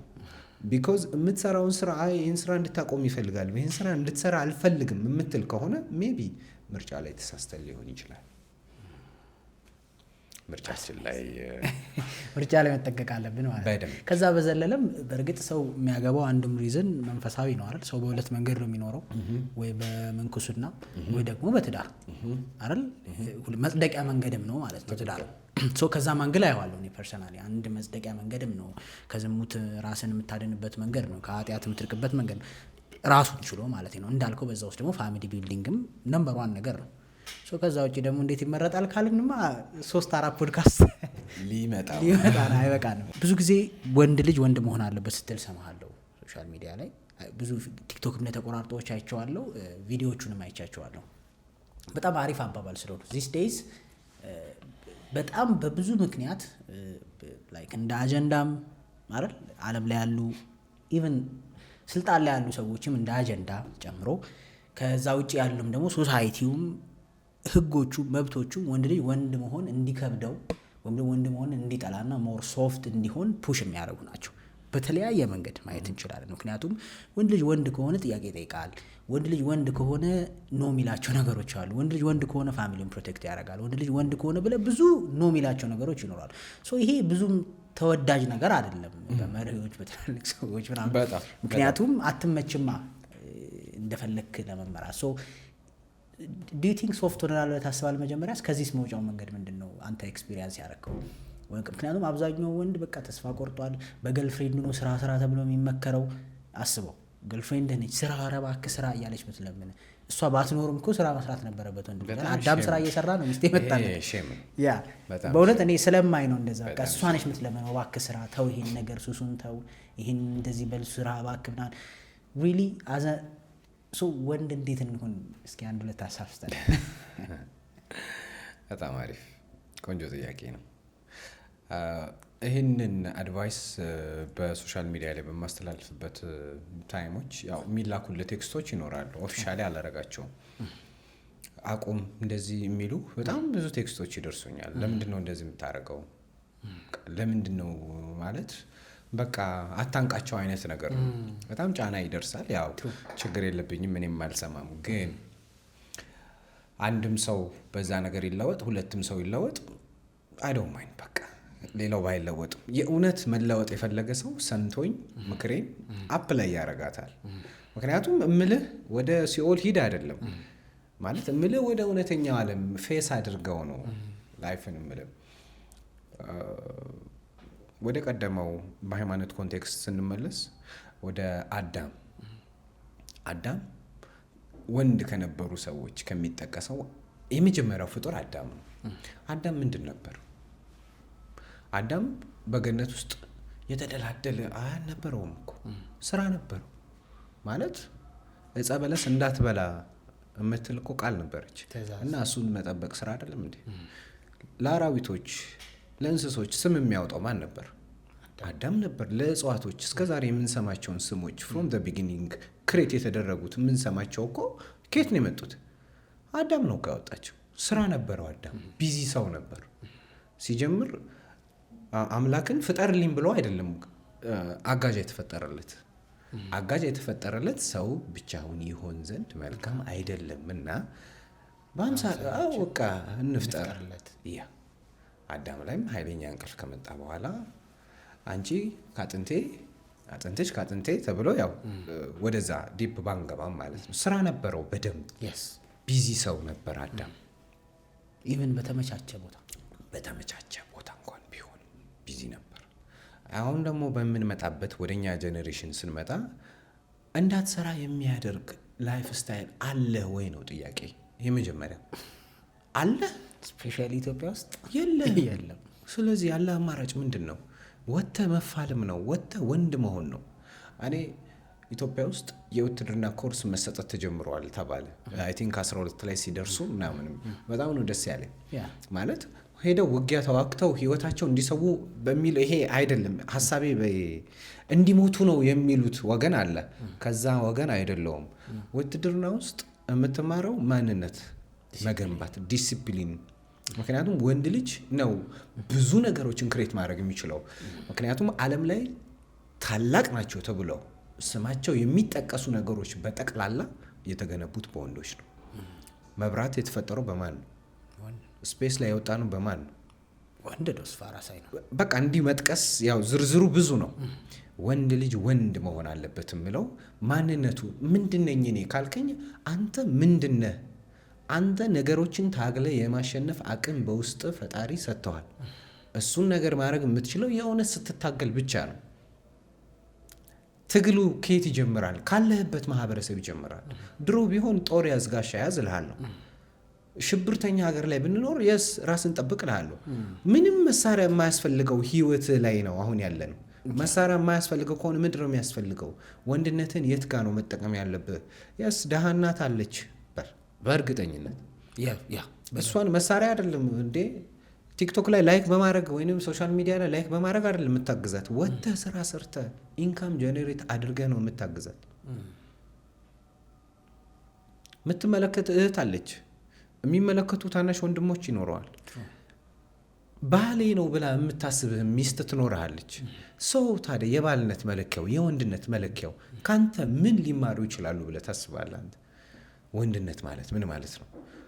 የሆነ ስራ ጀምረ ውፍ ይሄ ነገር አደከመኝ ብለህ ቤት ውስጥ በቃ ይቅርብኝ ስትል እየተናገርክ ያለው ስለ ስራው መክበድና ማነስ አይደለም። እየተናገርክ ያለው እኔ አንድ ነገር ጀምሬ መጨረስ አልችልም እያልክ ነው ያለው። ነገ እናንተም ትከብዱኛላችሁ። ስለዚህ በቃ ካሁኑ እንደውም በቃ ብለህ ሾርት ከቶችን የመፈለግ ነገር ውስጥ ትሄዳለህ። ሪል ወንድ ነው ብዬ እኔ የማስባቸው ማስቀምጣቸው ክራይቴሪያዎች አሉ። የፈለገ ይክበድ ችግር የለውም እንጨርሰዋል። አንደኛ ድፍረት ማለት ነው። ወኔ ኮሬጅ ያስፈልጋል፣ ድፍረት ያስፈልጋል።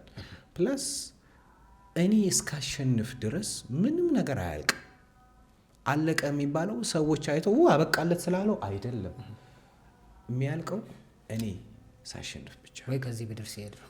አያገባኝ ስለሱ አያገባኝ የኛ እውቀትም የለም። በቃ ሁለተኛ ሰዎች ከወደዱኝ እሰየው፣ ካልወደዱኝስ አዶንት ማይንድ መብታቸው ነው። አዶንት ማይንድ። ምክንያቱም አንተ የምታስበውን አንተ የምትከተለውን ቪዥን እነሱ ሊመለከቱት ሊያዩት አይችሉም። ፈጣሪ ለዮሴፍ ህልሙን ሲያሳየው ለወንድሞቹ ጨምሮ አላሳየም። ህልሙን ያሳየው ለዮሴፍ ብቻ ነው። እኔ ያየሁት ህልም አለኝ። እኔ ያየሁት ህልም ላይ ሰዎች ኢንቮልቭ ካደረጉ ካገዙኝ እሰየው፣ ካላገዙኝስ አዶንት ማይንድ። መብታቸው አይደለም። አለማገዝ ሊያሰናክሉም ሊሞክሩ ይችላሉ። የስ ሊያሰናክሉኝ ይችላሉ። እንደውም እሱ ጥሩ ነው። እንደውም ምን እላለሁ፣ ጌታ ወይ ለጠላቶቼ እድሜ ይስጣቸው፣ በሽታም አይንካቸው፣ ስኬቴን አይተው ህመማቸው ይነሳባቸው እላለሁ። የስ ማለት ሄጄ እነሱን የምበቀላቸው ይሄ በድብድብ በጦር አይደለም። ጠላትህን የምትበቀለው የእውነት የተሻለ ሰው ሆነ በመገኘት ብቻ ነው። the best revenge success ነው ይላሉ። yes መድኃኒት የሌለው የማይገኝለት የትም አዋቂ ጋር ብትሄድ ሰንባዲ በስኬት ከሆነ የተበቀልከው መድኃኒት የለውም ለዛ ነገር። ያንን ስል ማን ነው ብቸኛ ጠላቴ ካልከኝ ያው ድህነት ነው ለኔ። አንደኛ ጠላት የምድር ላይ ድህነት ነው ማለት እስከ ጥግ ድረስ እስኪቀበር ድረስ ታግዬ ማሸነፍ የምፈልገው ድህነትን ነው። የምበቀለውም እሱን ነው። ለምን በዚህ ደረጃ ጠላው? ብዙ ሰው ኮምፎርታብል ነው ከድህነት ጋር። በጣም አሪፍ ኮምፎርታብል የሆኑት እንዳልኩ ነው፣ ወንድነትን የዘነጉ ሰዎች ናቸው። ያው የምናወራው ስለ ወንድነት ታግሎ ማለት ነው። ያ ማለት መልሼዋለሁ ወይ ማለት አንተ እስከ ጥግ መልሰህ ይሆን? ነው እየመለስኩት ነው ያለው። ድህነትን 6 ወርም ይፍች 6 ዓመት መቀመቅ አስገባዋለሁ። በቃ ይሄ የኔ መርሄ ነው፣ ግዴታዬም ስለሆነ ወንድነቴን የማረጋግጥበት ትልቁ መሳሪያ ወይንም ትልቁ ይሄ ምን አኮምፕሊሽድ የምለው ነገር ድህነትን ማሸነፍ ነው እንጂ ቤት ውስጥ እህት ላይ መደንፋት፣ አባት ላይ መደንፋት። እንዴ አሁን እኮ አድጌያለሁ ብሎ ከአባት ጋር ግብግብ መፍጠር፣ እናትን አለመታዘዝ፣ የሰፈር ሰዎች ላይ በጣም ማስጨነቅ፣ ይሄ አይደለም ወንድነት። ቤተሰብ ፕራውድሊ እሱ ልጃችን ነው እንዲሉ ማድረግ መቻል አለበት። እሱ ስራ ይፈልጋል። ወንድነት ሲባል የሚታገል ብቻ አይደለም። ስትናገር አንደበትህ ሰዎች የሚያደምጡት አይነት አንደበት ቢኖር መልካም ነው። ስትሰማም ሰዎች ውይ ሲሰማም እኮ መልካም ነው፣ ደስ ይላል። ሀሳብ ያንሸራሽራል የሚሉ አይነት ሰዎች መሆን አለብህ። አፍ ሲከፈት ጭንቅላት ይታያል እንደሚባለው ራስን በእውቀት የገነባ ሰው መሆን መቻል አለብህ። ሚስትህን ለማስመጥ ኪስህ ብቻ ኤቭሪዴይ አያግዝም። ፋይናሊ ወይ ኪስህ የሚደርቅበት ታይም ይኖርና ወይንም ገንዘብ ማተር የማያደርግበት ታይም ይመጣና ያኔ የእውነት ማንነትን ታገኘዋለች። እና አንተ ስትናገር የምትናገረውን የማታውቅ ከሆነ ምን አይነቱ ነው በእናታችሁ ልትል ትችላለች። ያን ነገር እንዳትለ የግዴታ ራስን በእውቀት ለኪስህ ገንዘብ፣ ለገላ ጥሩ ጥሩ ልብሶችን በለው፣ ጥሩ ጥሩ ነገሮችን በመጠቀም ለስራ ደግሞ ተስፋ ለመቁረጥን ስራህን በእጥፍ ድርብ አድርጎ የመስራት ሞራልን በመያዝ የተሻለ ሰው መሆን እንችላለን ብዬ እኔ አስባለሁ ይመስለኛል። ምን ታስባለህ አንተስ? ከዚህ ኦፖዚት የሆነውስ ለምን ይመስልሃል? በዚህ ዘመን ደግሞ በጣም ብዙ ዊክ መን ምንባል የበዛ ነው። ለምን ይመስላል? ራሳችንን እንክተተው ነው። በጣም አሪፍ። ለምንድን ነው ወንድ በዚህ ደረጃ የሰነፈው?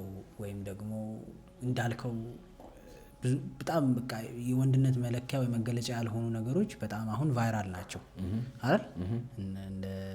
ይቅርታ ለቃሉ ግን እንደ ሴት ወይም ሴት ልጅ ልታረጋቸው የሚችሉ መዋቢያዎች ምናምን ማድረግ ተረተኛ ላይ ኤክስትሪም የሆነ ሊፕስቲክ ሳይቀር ወንድ ልጅ ቢቀባበት ጊዜ ነው። ከዛ ሲዘል ከብዙ ሴቶች ጋር መዛዚ ማለት አንዱ የወንድነት መለኪያ ሆኗል በዚህ ዘመን አይደለም። ኢሞሽንን ኮንትሮል አለማድረግ ማለት ነው። ስራ ለመስራት ሱሰኛ መሆን ሰው በተለያየ መንገድ ሊገባ ይችላል። ግን ጀነራሊ ስናስበው ዊክ እንድንሆን እያደረገን ያለ መተው ያለበት ነገር አለ። በደንብ በጣም አሪፍ ኢን ጀነራል እናመጣዋለን። ግን የኔን ኤክስፒሪየንስ ልናገር። እኔ አሁን ከረንትሊ ፊልሞችን አላይ በጣም አሪፍ ፊልም ነው ብለህ የምታስበው በጣም የሚገርም በቃ ቆንጆ ፊልም ነው ተብሎ ፊልሙ ይነገርለትና ፋይናሊ ሊዮ ብለህ ስትወስን ግብረ ሰዶማዊ የሆነ ካራክተር የተሰጠው ምርጥ ሰው ሊኖር ይችላል። እኔ እኮ አይደለሁም ብለህ ልታይ ትችላለህ። ነገር ግን ያ ነገር አንተ ውስጥ ቀላል ሆኖ እንዲታሰብ ይሰራብሃል። በምን ፕሮግራሚንግ ነው ያ yes ምክንያቱም ባይዘው የሰው ልጅ ቀስ በቀስ ወደሚፈለገው ሌቭል ላይ ይመጣል። ቀስ በቀስ እሱ ፕሮግራሚንግ ይባላል። አሁን እንዳልከው ሳያስተውለው yes አሁን በፊት ግብረ ሰዶም ሲባል ያለን አመለካከት ምን ነበር? በቃ እንዴት ምናምን እንላለን። አሁንስ እስካልነኩኝ ትላለህ። ምን እንደዛ ነው እየተባለ የራስህን ታወጣና እንደዛ yes ለምን እንደዚህ ተባለ ካልከኝ፣ ለምን እንደዚህ ሆነ ካልከኝ በፊልሞች፣ በሙዚቃዎች፣ ሶሻል ሚዲያ ላይ በምናያቸው ነገሮች ነገሩ እንዲቀልብን ተደረገ። ቀላል ነገር ግን አይደለም። ሰው በዚህ መንገድ ውስጥ ምንን እየተማረን እንሄዳለን? ዊክ መሆንን እየተማረን አንደርስታንድ እያደረገን እንሄዳለን። ሶሻል ሚዲያ ማላይበት አንደኛው ይሄ ነው። ስፔሻሊ ደግሞ ሙቪዎችን አየው በጣም የተመረጡ ሙቪዎችን ነው ማለት በጣም ሰርች አድርጌ ነው ለ2 ደቂቃ ቆማለሁ። ኦኬ ምን ይላል ብዬ ካነበብኩኝ በኋላ የፈለገ ምርጥ ይሁን አያገባኝም። ከኔ ህይወት ጋር ከኔ የላይፍ ፕሪንሲፕል ጋር የማይገናኝ ከሆነ አላየውም። አንደኛ ነው። ሁለተኛ ሶሻል ሚዲያ ላይ በፍጹም ስለ ሰው የሚያወሩ ሰዎችን አልከታተልም። አሉባልታ ወሬ አሉ ተባለ እኔ በቃ ሳልሰማ ነው የምገባው። ፎሎ አላረጋቸውም። ወደ እኔ እንዲመጡ ዝር እንዲሉ አላረጋቸውም። ፕላስ አይተው ከሆነ የተሰራብን አሁን የኛ ጄኔሬሽን እስኪ አማርኛ ፊልም ጥቀስልኝ እስኪ ወንድ ልጅን ወንድ የሚያደርግ የሉም ማለት ባይሆንም ማለት ነው። ግን ኢን ጀነራል ሮማንስ ኮሜዲ ከሆኑ ፊልሞች ውጪ አማርኛ ላይ ምን አለ? እንዲህ አሁን ማን ሰርቷል? አእምሮዬ ላይ የሚመጣ ፊልም እስኪ ይሄ ጀግንነቱን በደንብ በቃ ተፋልሞ እንትን ብሎ የምትለው አማርኛ ፊልም ምን አለ? ይህ ማለት ግን አማርኛ ፊልሞች መጥፎ ናቸው እያልኩኝ አይደለም። ሊትራሊ ዛሬ የሰራሁት ቪዲዮ ይሄ ነው እና ገርሞኝ ነው እና እንዳንተ ነው ያልኩት።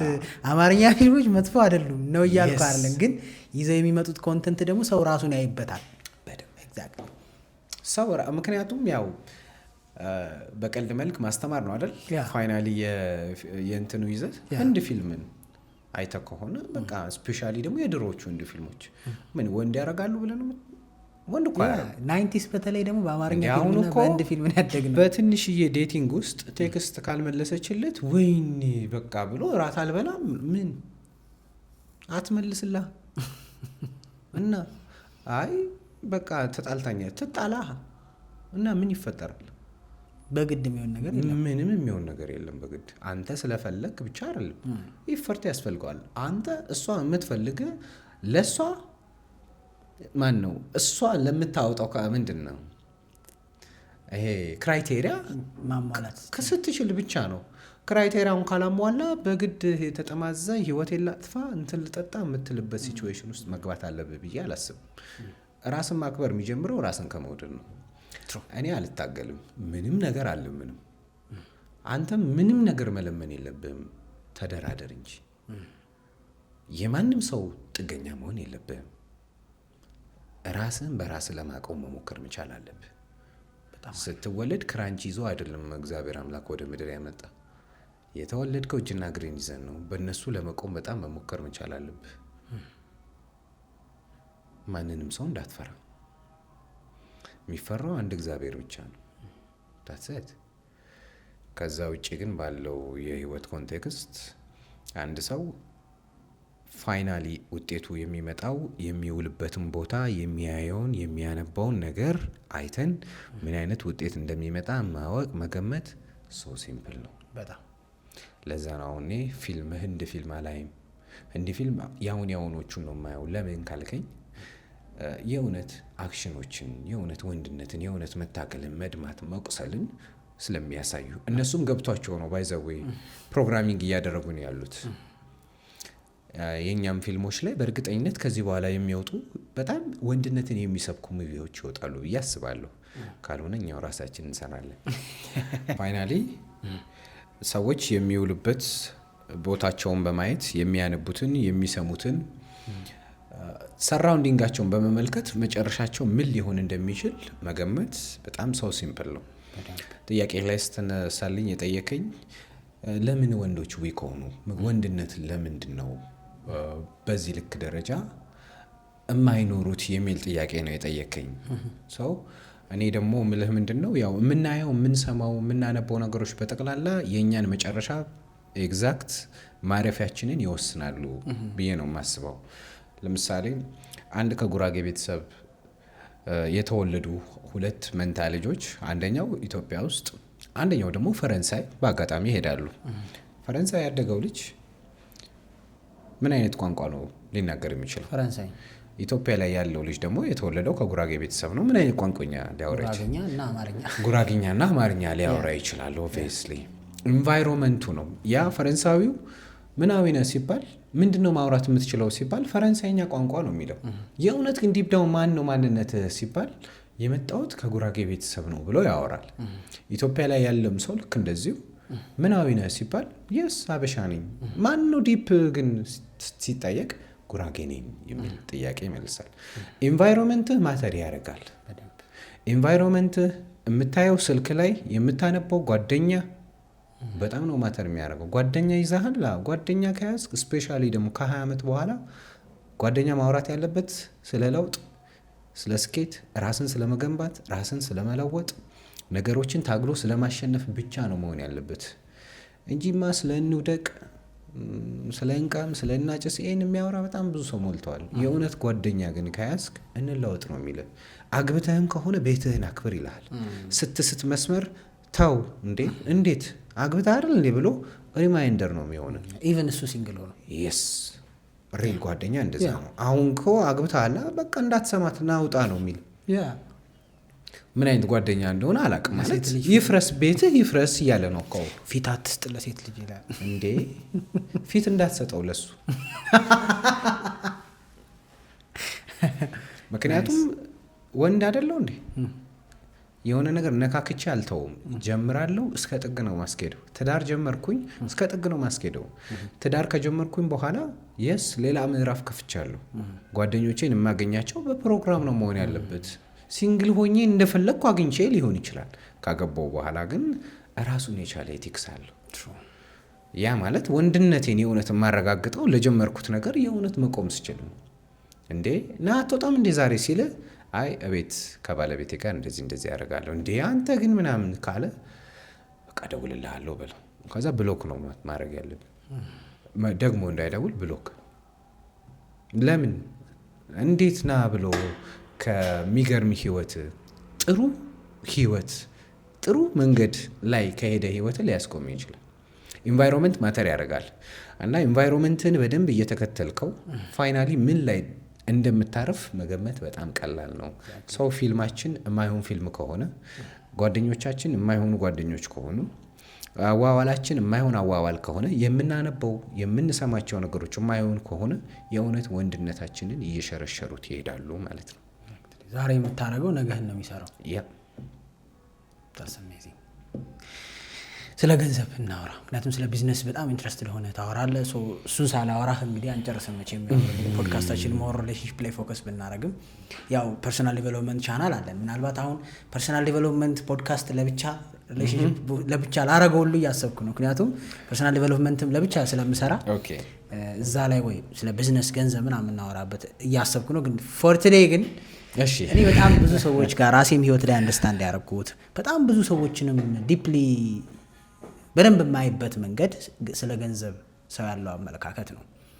በነገራችን ላይ ገንዘብን ከድህነት መጥተው ያገኙ ሰዎች የሚገባቸው ሰርተው ማለት ነው፣ ሰርተው ለፍተው ያገኙ የሆነ ሽልማት ወይ ሎተሪ ወይ ውርስ ሳይሆን ሰርቶ ያገኘ ሰው አንድ የሚገባው ነገር አለ ብዬ አስባለሁ። ከድህነት ላይ ያለው ወይም ደግሞ ገንዘብ ሳይኖረው የነበረው ስለ ገንዘብ አመለካከትና ገንዘብን ማግኘት ከጀመረ በኋላ ገንዘብ የሱ መሆኑን ካወቀ በኋላ ስለ ገንዘብ ያለው አመለካከት በጣም የተለያየ ነው። ግን ብዙ ጊዜ እዛ ላይ ሆነ የናታይም የዚህ ላይ ደግሞ ይሄኛው አይመጣም። እንዴት ነበር አንተ ገንዘብ ምንም ሳይኖርህ በፊት ስለ ገንዘብ የነበረህ አመለካከት ምንድን ነው? ከዛ ደግሞ ካገኘኸውስ በኋላ ምን ልዩነት አለው? ምክንያቱም ያንን ብሪጅ ከተረዳ ነው ሰው ሰርቶ ማግኘትን አንድ ስቴፕ የተሻለ ይገባዋል ማለት ነው ብዬ ስለማስብ። ኦኬ ስለ ገንዘብ ሁላችንም በሚባል ደረጃ እየተሰበክ ነው ስብከት ትንሽ መስመሩን የሳተን ይመስለኛል። ስለ ቢዝነስ ስለ ሰክሰስ ሲነገረን በጣም ሚስ አንደርስታንዲንግ ተፈጥሯል ብዬ ነው የማስበው። ለምሳሌ አሁን ሳይሆን ቀደምት በነበሩ ጊዜያቶች የሆነ ሰው በጣም ስኬታማ ከሆነ እንትና ጋር እኮ ሄዶ ነው ይባላል። ልክ ነህ። አይገባኝ አይ እንትና ጋር እኮ ስላለ ማለት ነው ሄዶ እዛች ጋር እንትን ብሎ ነው እንደዚህ የሆነለት ማለት ስኬትን የሰይጣን ብቻ አድርጎ የመሳል ነገር አለ። ገንዘብን ሰይጣን ብቻ እንትን እንደሚለው በቃ እንደሚዘውረው አድርጎ ድህነትን ደግሞ እንደ ጽድቅ አይነት ነገር ውስጥ የነበረ አይነት ስብከት ነበር የምንሰበከው። እውነታው ግን እሱ አይደለም። እንዴ ስኬት የእግዚአብሔር አይደለም እንዴ? ስኬት የአምላክ አይደለም እንዴ? እግዚአብሔር ይላል እኮ መጽሐፍ ቅዱስ ላይ የእግዚአብሔር በረከት ባለጸጋ ታደርጋለች፣ ሐዘንንም ከእርሷ ጋር አይጨምርም ይላል መጽሐፈ ምሳሌ ላይ ነው እንዲህ የሚለውና ስኬት ምንጩ የእግዚአብሔር ነው። ኔቨር የሰይጣን ሆኖ አያውቅም። ክርስቶስን ወስዶ ፈትኖታል። ፈትኖታል። ታይቶ በሚጠፋ ነገር ፈትኖታል። እውነተኛው መባረክ ግን ሐዘን እንኳን የለውም ነው የሚለው። ስትባረክ ሲሰጥህ እግዚአብሔር ሐዘንንም አይጨምርም ይላል። ፕላስ የሰጠህን እግዚአብሔር በመሃል የምትረሳው ከሆነ ትልቅ ችግር ይፈጠርብሃል። ኢንጀነራል ግን ወሬን ሰብሰብ ለማድረግ እንደ መንደርደሪያ ሀሳብ ነው ያነሳሁት ይህንን ሀሳብ። ገንዘብ ማንነትህን አይቀይረው። 4 ነጥብ ያለህን አምፕሊፋይ ነው የሚያደርገው፣ ያጎለዋል እንጂ ሌላ አዲስ ማንነት አውጥቶ አይሰጥህም። ሰው በልኩ ሁሉ ነገር ማድረግ ይችላል። ለምሳሌ በጣም ቶፕ ላይ ያሉ ሰዎች በጣም የማይሆን መስመር ውስጥ ሲገቡ ምንድነው የሚያደርጉት? እዚህ ያገቡና እዚህ ጋር ቅምጥ ያስቀምጣሉ። እዚህንም ጥሩ ኑሮ ያኖራሉ፣ ይህንንም ጥሩ ኑሮ ያኖራሉ። ገንዘቡ አይደለም እንደዛ ያደረጋቸው። በነገራችን ላይ ማይንድ ሴታቸው ነው፣ ማንነታቸው ነው በዛ ነገር ውስጥ እንዲያልፉ ያደረጋቸው እንጂ ገንዘብ አይደለም። ምክንያቱም እታችም ሆኖ ትንሽዬ ስራም እየሰራ ባለትዳር ሆኖ ስራ ኖሮት ሌላ ሴት ይለክፋል፣ ሌላ ሰው ጋር ለመሄድ ይሞክራል። ይህ የገንዘብ ጉዳይ አይደለም።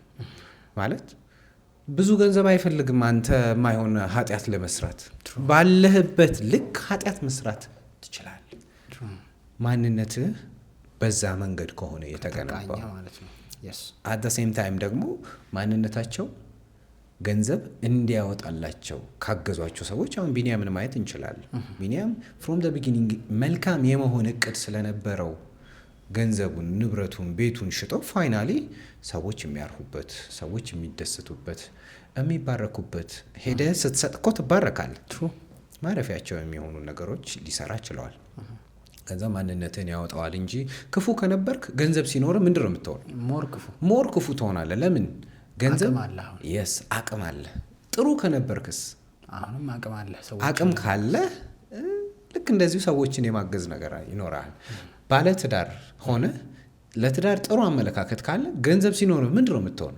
ሞር ትዳርን በቃ ሞር ትዳርን ፕሮቴክት ታደርግበታለህ። ልጆች ምቹ ሁኔታ ላይ ሆነው እንዲያድጉ፣ ቤተሰቦች በዙሪያ ያሉ ነገሮች አሪፍ ኮንዲሽን ላይ እንዲሆኑ ታደርጋቸዋለህ። መልካም ያልሆነ የሆነ ትንሽ ደግሞ ችግር ካለብስ ገንዘብ ስታገኝ አንቺ እንዳትወጪ ከዛሬ ጀምሮ አንተ እንደውም አስጠልተኛ ልውጣ፣ አንተ እንደውም እንትን አትል። አብራህ ብዙ ያሳለፈችው ራሱ ታስጠላሃለች እንጂ በየሶሻል ገንዘብ ሲያገኝ ከዳት እኮ ምናምን ይባላል። አዎ ብዙ አለ። ምክንያቱም በየሶሻል ሚዲያው መፈለግ ይጀምራል። እሱን በማገዝ ወገቧ ቅንጥስ ሲል እሱ ደግሞ አሁን አምሮበታል፣ ጥሩ መኪና አለው ያለው እውነታ ፍሮም ዘ ቢጊኒንግ ሰውየው ገንዘብ ስላልነበረው ያቺ ማንነቱ አልወጣችም እንጂ ሌላ ሴት ያማትር ነበር። በቃ ግን እኮ በልኩ እኮ ያማትራል ያኔም ቢሆን እና ገንዘብ ማንነትን አይቀይረውም። ለዛ ነው በነገራችን ላይ ገንዘብ ያለ ምንድን ነው የሚባለው? ገንዘብ ያላገኘውን ወንድ ማመን ትንሽ አስቸጋሪ ነው ይላሉ ሴቶች። ትክክል ናቸው። ግን ደግሞ ምን አለ መሰለ፣ ገንዘብን ያላገኘን ወንድ ማመን አስቸጋሪ ነው። ጥሩ መነሻ ሀሳብ ቢሆንም ግን ምንድነው የሚባለው? በኮንቨርሴሽን እኮ የሆነ ፍንጭ ታገኛለህ። በደንብ ነው የምታገኘው። እኔ ስታወራኝ ምን አይነት ፐርሶናሊቲ እንዳለኝ ኦብቪየስሊ ንግግሬ ሊነግርህ ይችላል የተወሰነ። ከዛ ደግሞ ንግግሬን አይተህ ደግሞ ያው አክሽኔን ትከታተላለህ አይደል? በዛ መንገድ ማንነቴን ማወቅ ትችላለህ። ፕላስ ገንዘብ እኛ ጋር መምጣት የሚችለው ኢንቫይት እስካደረግነው ድረስ ብቻ ነው። ለምሳሌ ሲጋራ ማጨስ አትወድም አንተ። እስኪ እንካ ሲጋራ ብልህ ምንድን ነው የምትለኝ? አልፈልግም። ለምን? አትወድማ ማጨስ። ሲጋራ ግን የማጨስ ባጨስም እኮ አሪፍ ነው የሚል አይነት አስተሳሰብ እስካለስ ብሰጥህ ትቀበለኛለህ። ፑሽ ካረኩ ትቀበለኛለህ። ልክ እንደዛ ነው ስኬትን በለው ገንዘብን በለው። መጀመሪያ ጥሩ አመለካከት ይኖራ አይምሮ ለገንዘብ ጥሩ አመለካከት እንዳለ ካወቀ ወደ አንተ ኢንቫይት ማድረግ ይጀምራል። ነገር ግን አይ እሱ ሀብታሞች እኮ በጣም በቃ ክፉዎች ናቸው፣ ስለዚህ ሀብታም መሆንን እንደ ክፋት እንዲማረው እያደረግከው ነው የምትሄደው አይምሮውን። ሰው ይህንን ፕሮግራሚንግ በደንብ ልንሰራበት ይገባል። ለስንፍና ጥቅስ ማዘጋጀት ማለት ነው። ያ ባይዘው ሰዎች አክቹሊ ይሞክራሉ እሱን። ለስንፍናቸው ጥቅስ ማለት ምን ማለት ነው? የሆነ እንደዚህ አሁን እንዳልከው ድሃ በምናምን ሀብታም በእንትን መርፌ ካልሆነ አይገባም። ስለዚህ የኔ ድህነት ስፋይን ነው፣ ግን እኮ ያንተ ድህነት ብትሰራ የሚለወጥ ነው። ኖት ፋይን። እስኪ ባይብል ላይ እግዚአብሔር አምላክ የጠራቸው የጠቀሳቸው ሰዎች አሉ አይደል? እነዛ ሰዎች በሀብት አልተባረኩ? ተባርከዋል። አብዛኞቹ ተባርከዋል። ሀብቱ ከእግዚአብሔር ይበልጣል ወይ ካልከኝ አይበልጥም። በቃ ይሄ እኮ ምንም የሚያጠያይቅ ነገር አይደለም። እንዴት ነው አሁን አንተ ኢን ቢሊየንስ ባቀርብልህ እስኪ ልብህን ላውጣት ብለህ እስኪ ምንድን ነው ልትለኝ የምትችለው? ከአንተ ምን ይበልጣል? ምንም ነገር እኮ አይበልጥም። የስ በቃ እኔ የምለው ይሄንን ነው። ከአምላክህ ምን ይበልጥብሃል? ምንም እኮ አይበልጥብህም። ያ ማለት ግን ገንዘብን እንጠላዋለን ማለት አይደለም። በምድር ላይ ስንኖር ምንም ጥያቄ የለውም ሰዎች የሚገዙለት ነገር አለ። ምን? ገንዘብ። ፕላስ ጠላትህን አንተ በምትፈራው መሳሪያ አይደለም ማጥቃት ያለብህ። ጠላትህ በሚፈራው መሳሪያ ነው ልታጠቃው የሚገባው። ለምሳሌ እኔ ገንዘብ አይገዛኝም። ገንዘብ ጌታዬ አይደለም፣ አገልጋይ ነው እንጂ። እኔ ገንዘብ ካለ እሰየው፣ ከሌለ ችግር የለብኝም። ጥሩ ፐርሶናሊቲ፣ ጥሩ አፕሮች ካለሽ እንዴት ነህ፣ ሰላም ነው ወይ፣ ጥሩ ወዳጅነት ለመፍጠር የምትሞክር ከሆነ አይ ዶንት ማይንድ፣ ወደ ህይወቴ ላስገባህ እችላለሁ፣ ልቀርብህ እችላለሁ። አለኝ ብለህ ግን የምትኮፈስብኝ ከሆነ አዶም አይ ምክንያቱም ምንም የምንፈልገው ነገር የለኝም ካንተ ተረድተኛል አይደል? እና አንድ ጊዜ እንደው ምን የምንሰማው መሰለህ የቀድሞ ጠቅላይ ሚኒስትር መለስ ያወራ የሆነ ፓርላማ ላይ ሰምተው ሊሆን ይችላል ስለ ድህነት እያወራ አንድ ሰውዬ አለ ባለ ሀብት ነው እና በጣም ኃይለኛ ዝናብ እየዘነበ በጎቹን ያስገባል ሰውየው እና ድሃው ደግሞ ተኝቶ የሆነች ቀዳዳ ታፈሳለች ዝናብ አለ ከዛ እንዴ ማስታጠቢያ እንዴ ምን ያደርግ ላለመድፈን ያችን ትቷት ይተኛል እና እንደ ድንገት በጣም ዝናብ ሲዘንብ በቀዳዳ ሲያይ የሀብታም ሰውዬ በጎቹን ለማስገባት መከራው ነው ያለ ወደ እንትን ከዛ ጌታዊ እንኳንም ሀብታም አላረከኝ አለ አንዳንዴ ሎጂካል ለመሆን ትሞክራለህ ለስንፍና ማለት ነው ሎጂካል መሆን መልካም ቢሆንም ለስንፍና መልካም ቢሆንም ለአንዳንድ ሰዎች መልካም ነው ብለው ነው የሚያደርጉት ግን መልካም አይደለም እንዳልኩ ነው ያው ሐሳቤ ልጨርሳት እዚህ ጋር ሰዎች በሚፈሩት መሳሪያ አጥቃቸው ማለት አንዳንድ ሰዎች አንተ ሰው መሆን ይገዛል አንዳንድ ሰዎች ደግሞ አካውንት ይገዛቸዋል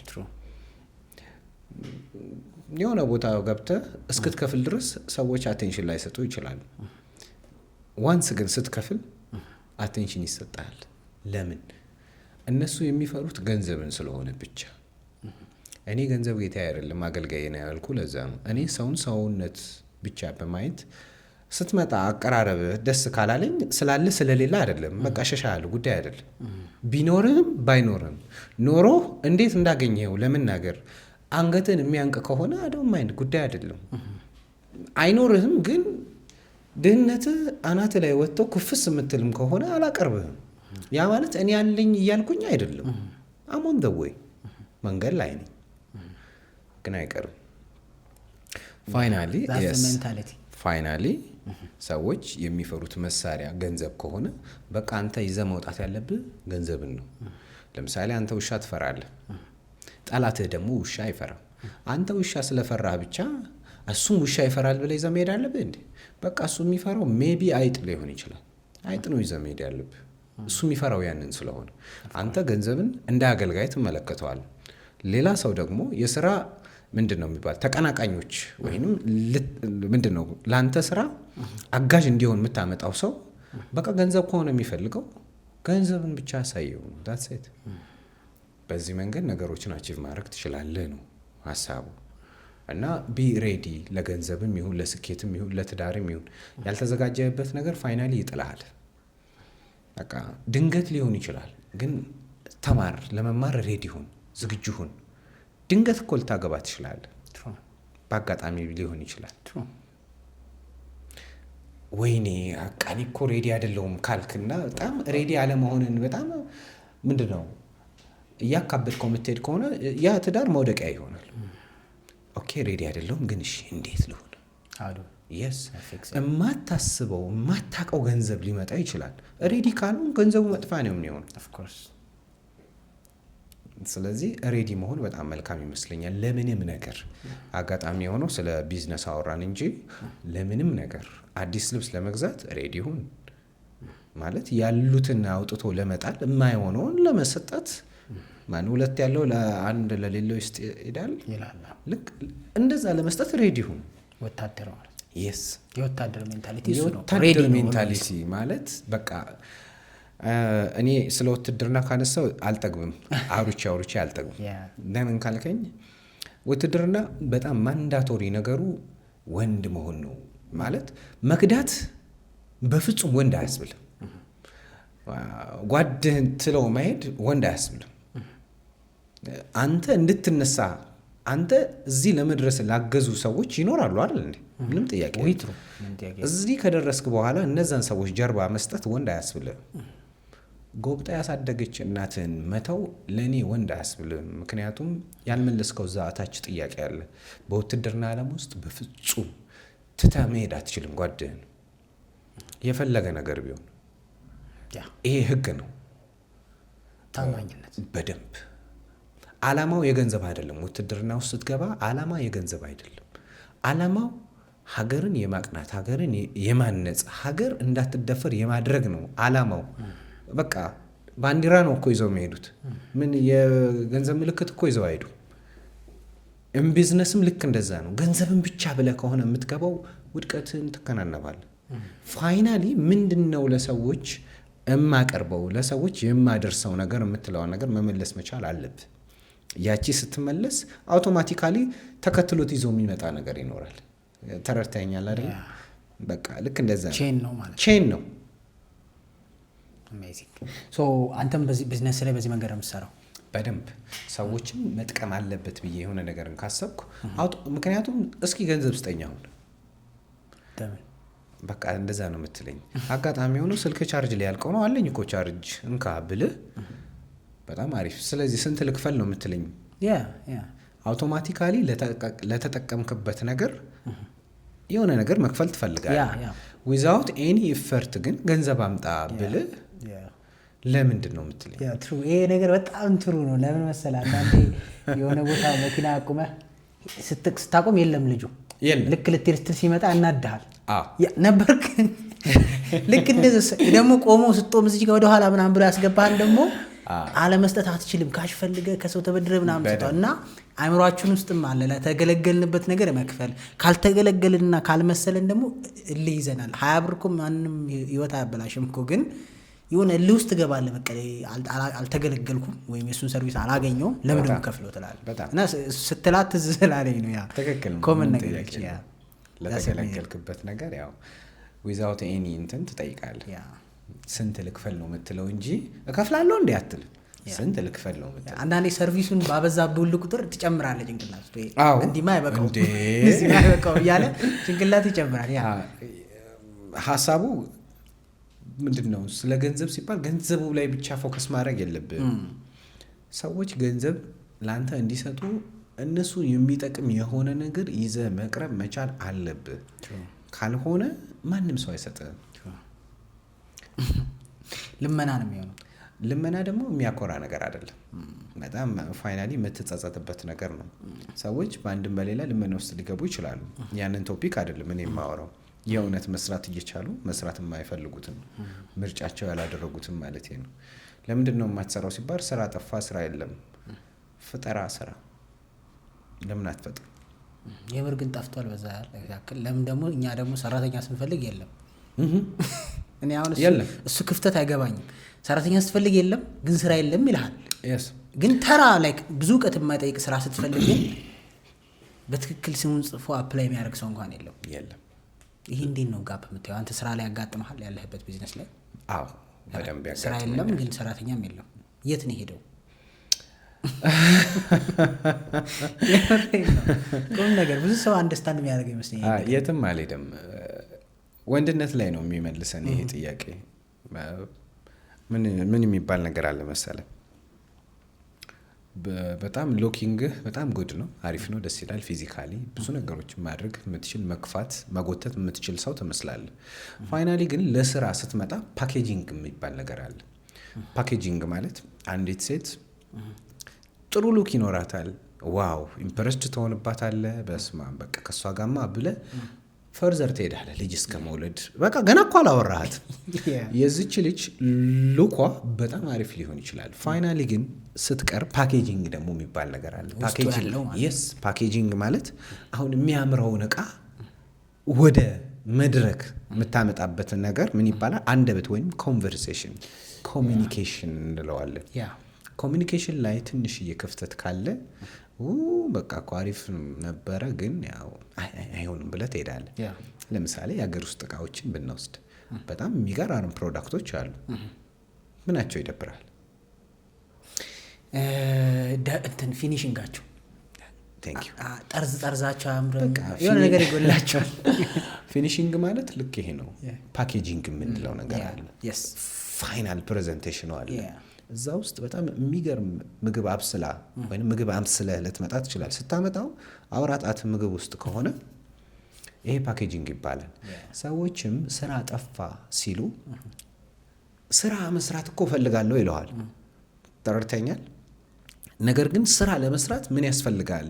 ፋይናል ስራ መፈለግህ አንድ ትልቅ ፕሮግረስ ነው። ሁለተኛ ግን በጣም ማንዳቶሪ የሚባለው ነገር ምንድነው? ኮሚኒኬሽን ነው። እቺ ውሃ አለች የታሸገችው በዚች ሃይላንድ ነው። ሃይላንዱ ሉኩ ጥሩ ካልሆነ ውሃው የስ አሪፍ ሊሆን ይችላል፣ እኔ ግን አልጠጣውም። ለምን? ቆሻሻ የሚመስል ከሆነ በቃ ልክ አይደለማ። እና ሰዎች ስራ ጠፋ ከማለታቸው በፊት ፓኬጂንጋቸውን በደንብ ማስተካከል መቻል አለባቸው። ፓኬጂንግ ማለት ፋይናሊ ተች ወይም ፋይናል ተች የሚባለው አይነት ነገር ነው። በሪል ስቴት ኢንዱስትሪ ውስጥ የሚገርም ሪል ስቴት ቤቶችን ይሰራሉ። ሰዎች ምቹ ኑሮ የሚኖሩበትን አይነት ላይፍ ስታይል የሚመሩበትን ኮምፓውንድ ሰርተው ለገበያ ያቀርባሉ። ለገበያ ሲያቀርቡ ከገበያው ጋር የሚገናኝ ሴልስማን ይኖራቸዋል። ያ ሴልስማን ስለ ቤቱ ስላለው ኢንቫይሮንመንት ዲፕ ዳውን ገብቶ ኮሚኒኬት አድርጎ ከከስተመሮች ጋር የመነጋገር አቅም ከሌለው ፕሮዳክቱ የፈለገ ምርጥ የሚሆንም ኮሚኒኬሽን ባለመኖሩ ፓኬጂንግ ላይ ችግር በመኖሩ ምክንያት ሰዎች ሳይገዙት ይቀራሉ ማለት ነው። አያረጉትም ከነጭራሹ። አንድ ሰውም ስራ ጠፋ ከማለቱ በፊት ንግግር እችላለሁ ወይ? ከአለቃ ጋር ኮሚኒኬት ማድረግ እችላለሁ ወይ? አለቃ ሲያዘኝ መስማት እችላለሁ ወይ? ሰምቼስ የተነገረኝን ነገር ቀልጣፋ በሆነ መንገድ እሰራለሁ ወይ? መስራት ነው ፍላጎትህ።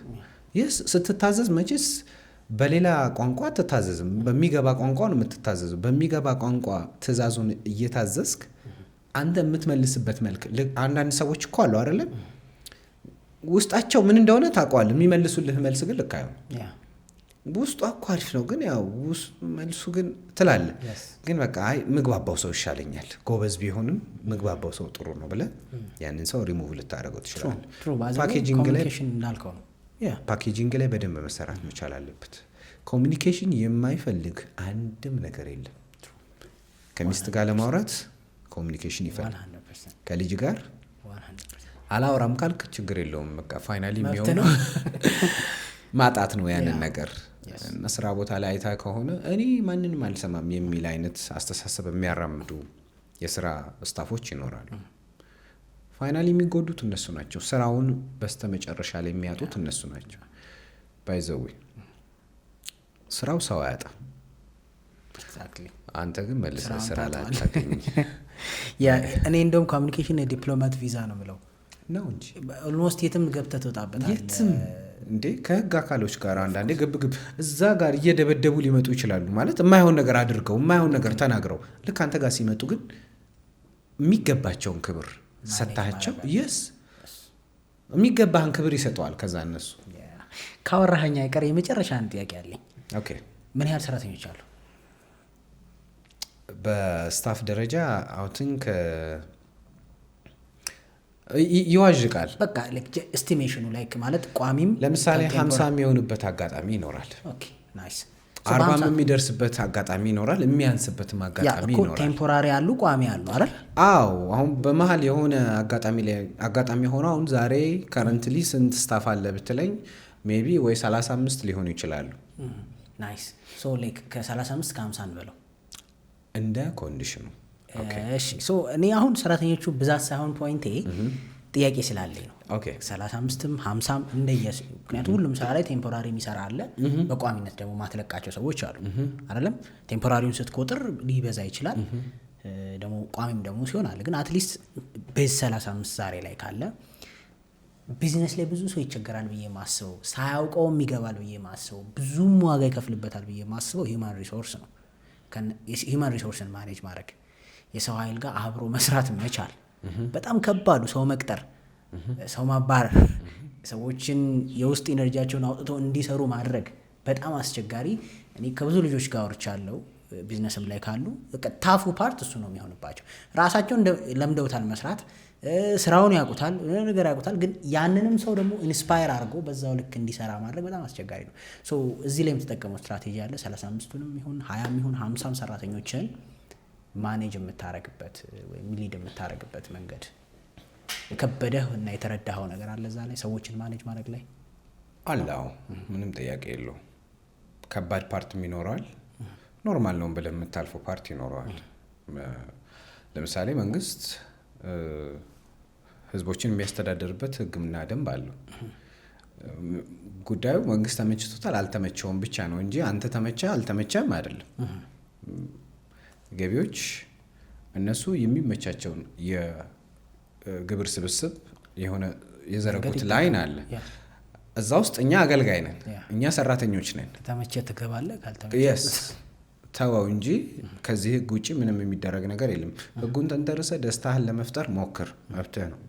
እኛም ስራ ቦታ ላይ ሲመጣ ኤኒ ስራ ቦታ ላይ አንድም ስታፍ ይኖር ሁለትም ስታፍ ይኖር ህግና ደንብ ይኖራል፣ መኖር አለበት። ህግና ደንብ ከሌለ ወይንም ሲስተም ከሌለ ትቸገራለህ።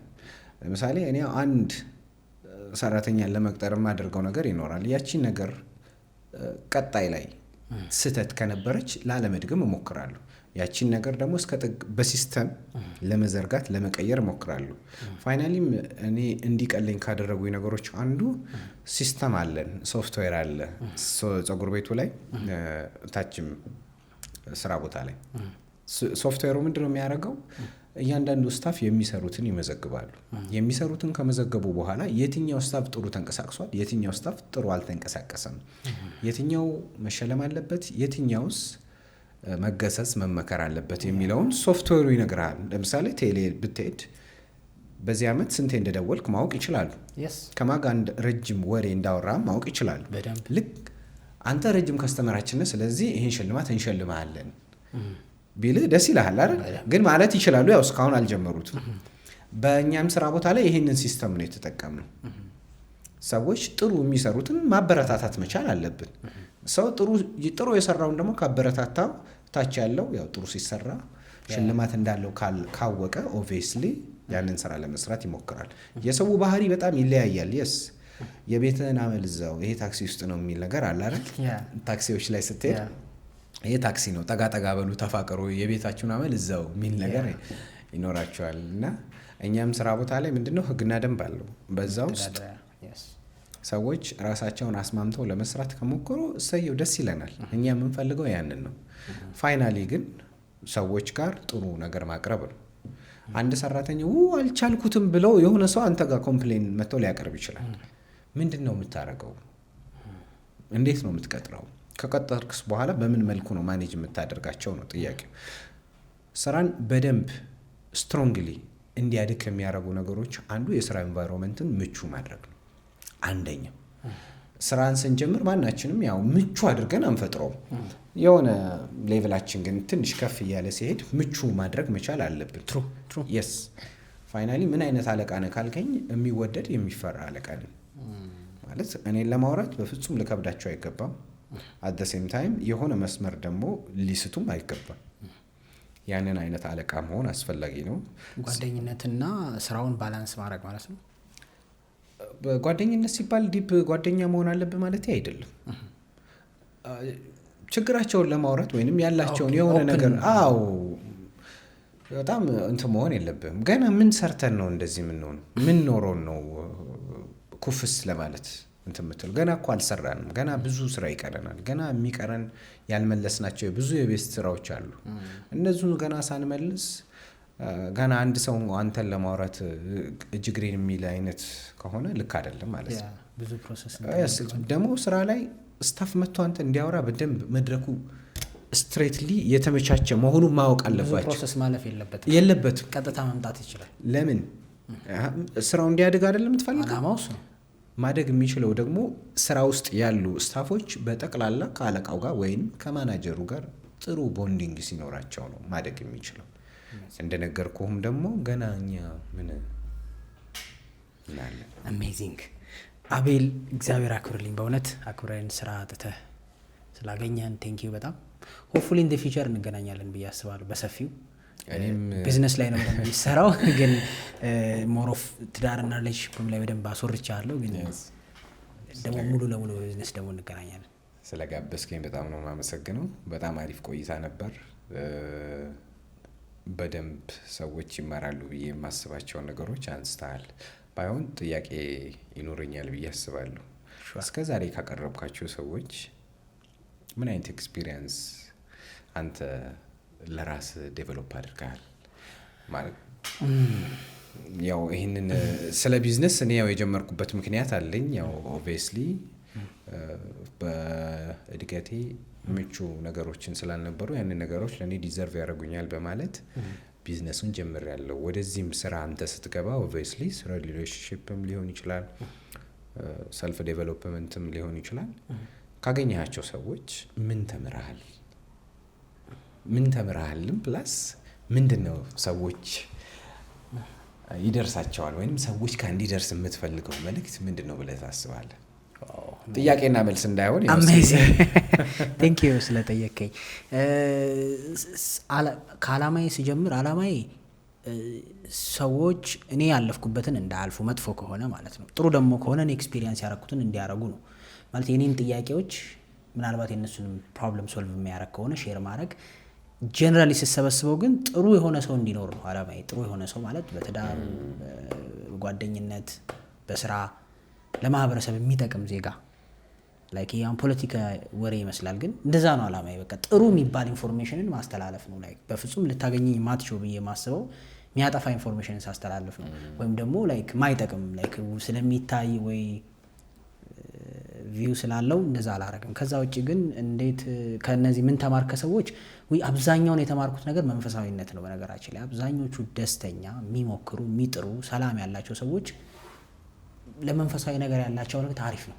እሱን እንድማር አድርጎኛል። በጣም ብዙ ዶቶቹን ሳይ ጥሩ ቦታ ያሉ ሰዎች ፈሪሃ እግዚአብሔር አላቸው። እንደው በጣም ቤተክርስቲያን ሀጅ ናቸው ወይ እንደዚህ ናቸው ሰጋጅ ናቸው እንኳን ባትላቸው በሁሉ መንፈሳዊ ዲፕ የሆነ ፈሪሃ እግዚአብሔር ግን አላቸው። እግዚአብሔርን ይፈራሉ።